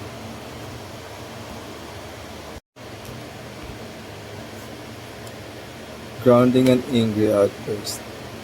Anger is one of our most powerful emotions. It's part of our survival instincts to defend ourselves and our loved ones against harm. But when a customer uses anger against you, it is one of the most uncomfortable experiences you will ever encounter in serving the public. It is also a nearly universal experience in customer service. Each and every one of us has probably been an angry customer ourselves at some point. And if we serve customers long enough, some of them will be angry with you too. Yet it happens rarely enough that we are often completely unprepared for it, and this in turn leads us to respond counterproductively. No one likes to be on the receiving end of an angry outburst, but anger can be understood and managed in ways that ground its negative energy and move both parties toward productive dialogue. In this chapter, we outline a three-step process for lowering the heat: choosing the highest level of acknowledgement possible, asking assessment questions that move toward the pain, and shifting discussion from blame to problem solving. Learn these steps and you will have much more control in your every customer service situations. Understanding customer anger. Many years ago, as I was wrapping up a training course with my own call center team, one agent described a customer who was so rude and foul-mouthed that she had actually reduced a couple of our employees to tears. Then, in one of the great ironies of my career, this same customer called in the middle of this conversation. I briefly offered to take the call and soon people were gathered around my cubicle watching Mr. Customer Service training, gasping for air under a torrent of abusive language that would make a sailor blush. This was not a comfortable situation for me. It probably would not have been comfortable for you either.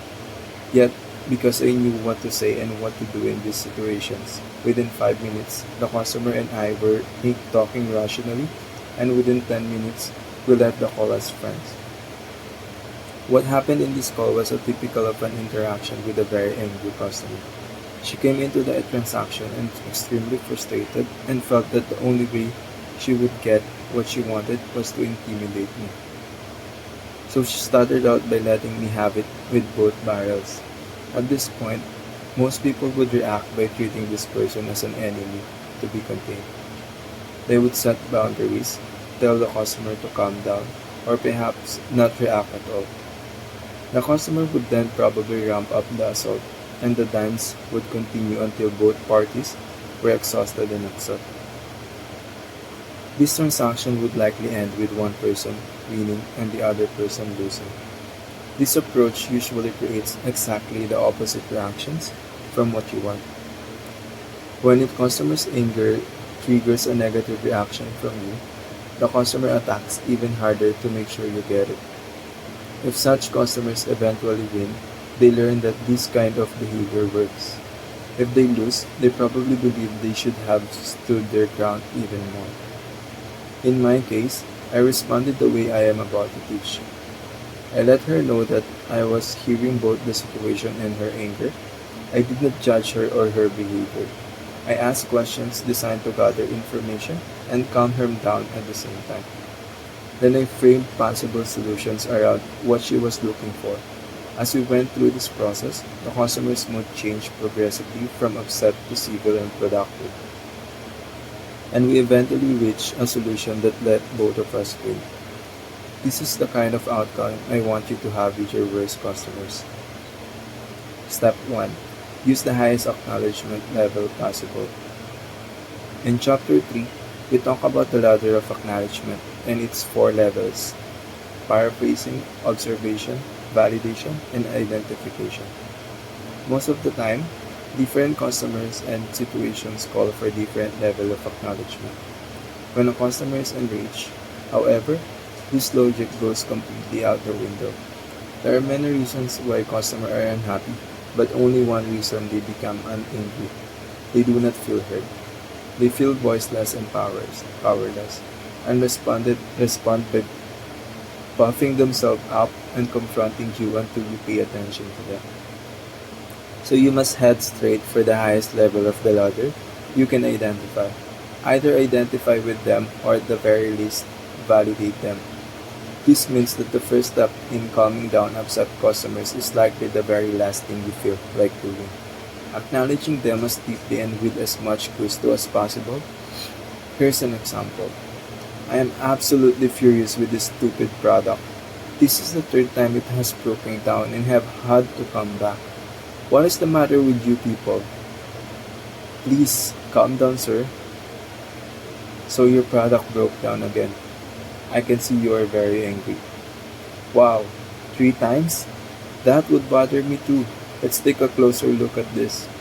I tried to get a refund on this, and your clerk was so rude to me. I am really upset right now. Well, ma'am, we do have a no refund policy. So you weren't happy about the way you were treated. This obviously bothered you. No one wants to feel disrespected, so I am really glad you are letting me know. Please tell me more about what happened. See what a difference your response can make here? Here, your level of acknowledgement, identification, or validation, your language, responding in detail, and your tone matching the customer's level of urgency all play a role in creating an effective response. Be right there with the customers in their anger, no matter how much you agree or disagree with them, and watch most of these situations start to calm down. Finally, do not underestimate the impact of your own feelings at this stage. Anger from customers often feels frightening and inappropriate, particularly if they start out angry with no provocation from you. Every fiber of your being will want to withdraw, fight back, or defend yourself, and each of these self-protective behaviors will only make the other person angrier. Your best defense? Learn and practice what to say long before your next angry encounter, so that the right words will be there when you need them.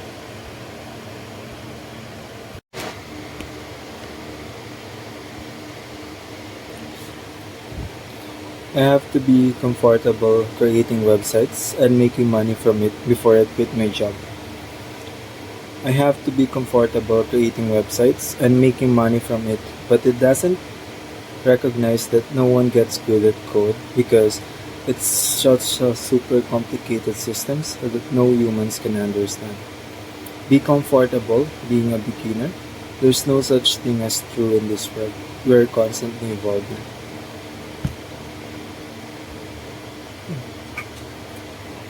Some people like tech with Luca and Cedric Palisok work hard and choose wisely. That is why they are reaping the fruit of their actions.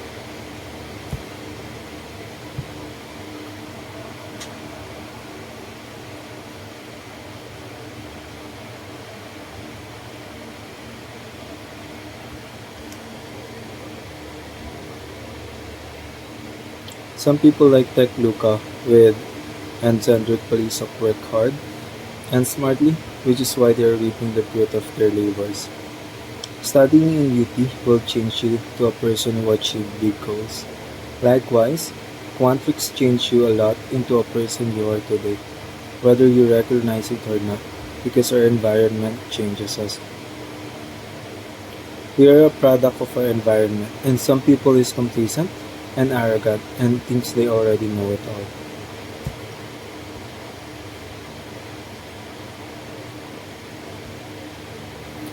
I am a bad person because I look for vulnerabilities, which I usually take advantage to learn new laws and cybersecurity knowledge. One of the biggest role of the customer service is hacking or pursuing knowledge beyond their responsibility to master business model of their companies. We are all dependent on systems and laws of the previous generation, because without those, we will be at a constant state of escalations. Business depends on laws and hacking to keep their operations running. Secrets is most of the times bad because you are hiding and tricking to people. Companies needs to know that they are in the customer's perception business. I was born to provide customers' needs and wants. To be clear, I was born to provide what customers can live without. Customers can only think in terms of what they have previously experienced, but great products are not the norm. They are revolutionary.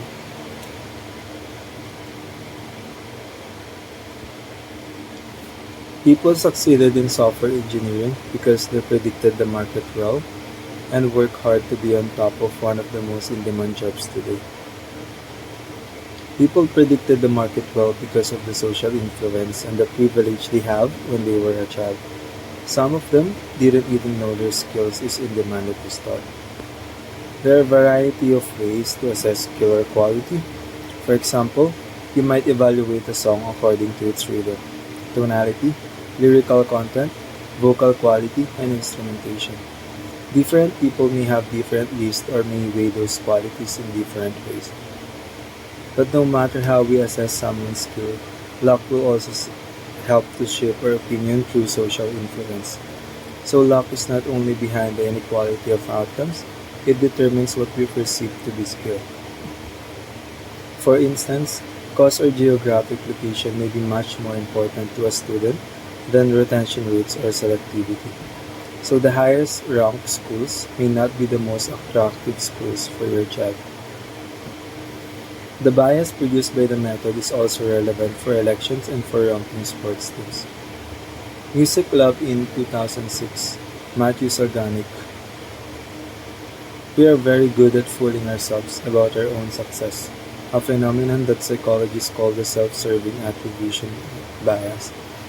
It is common for us to attribute success to our own terrific skill, even in the behaviors that are determined mostly by luck.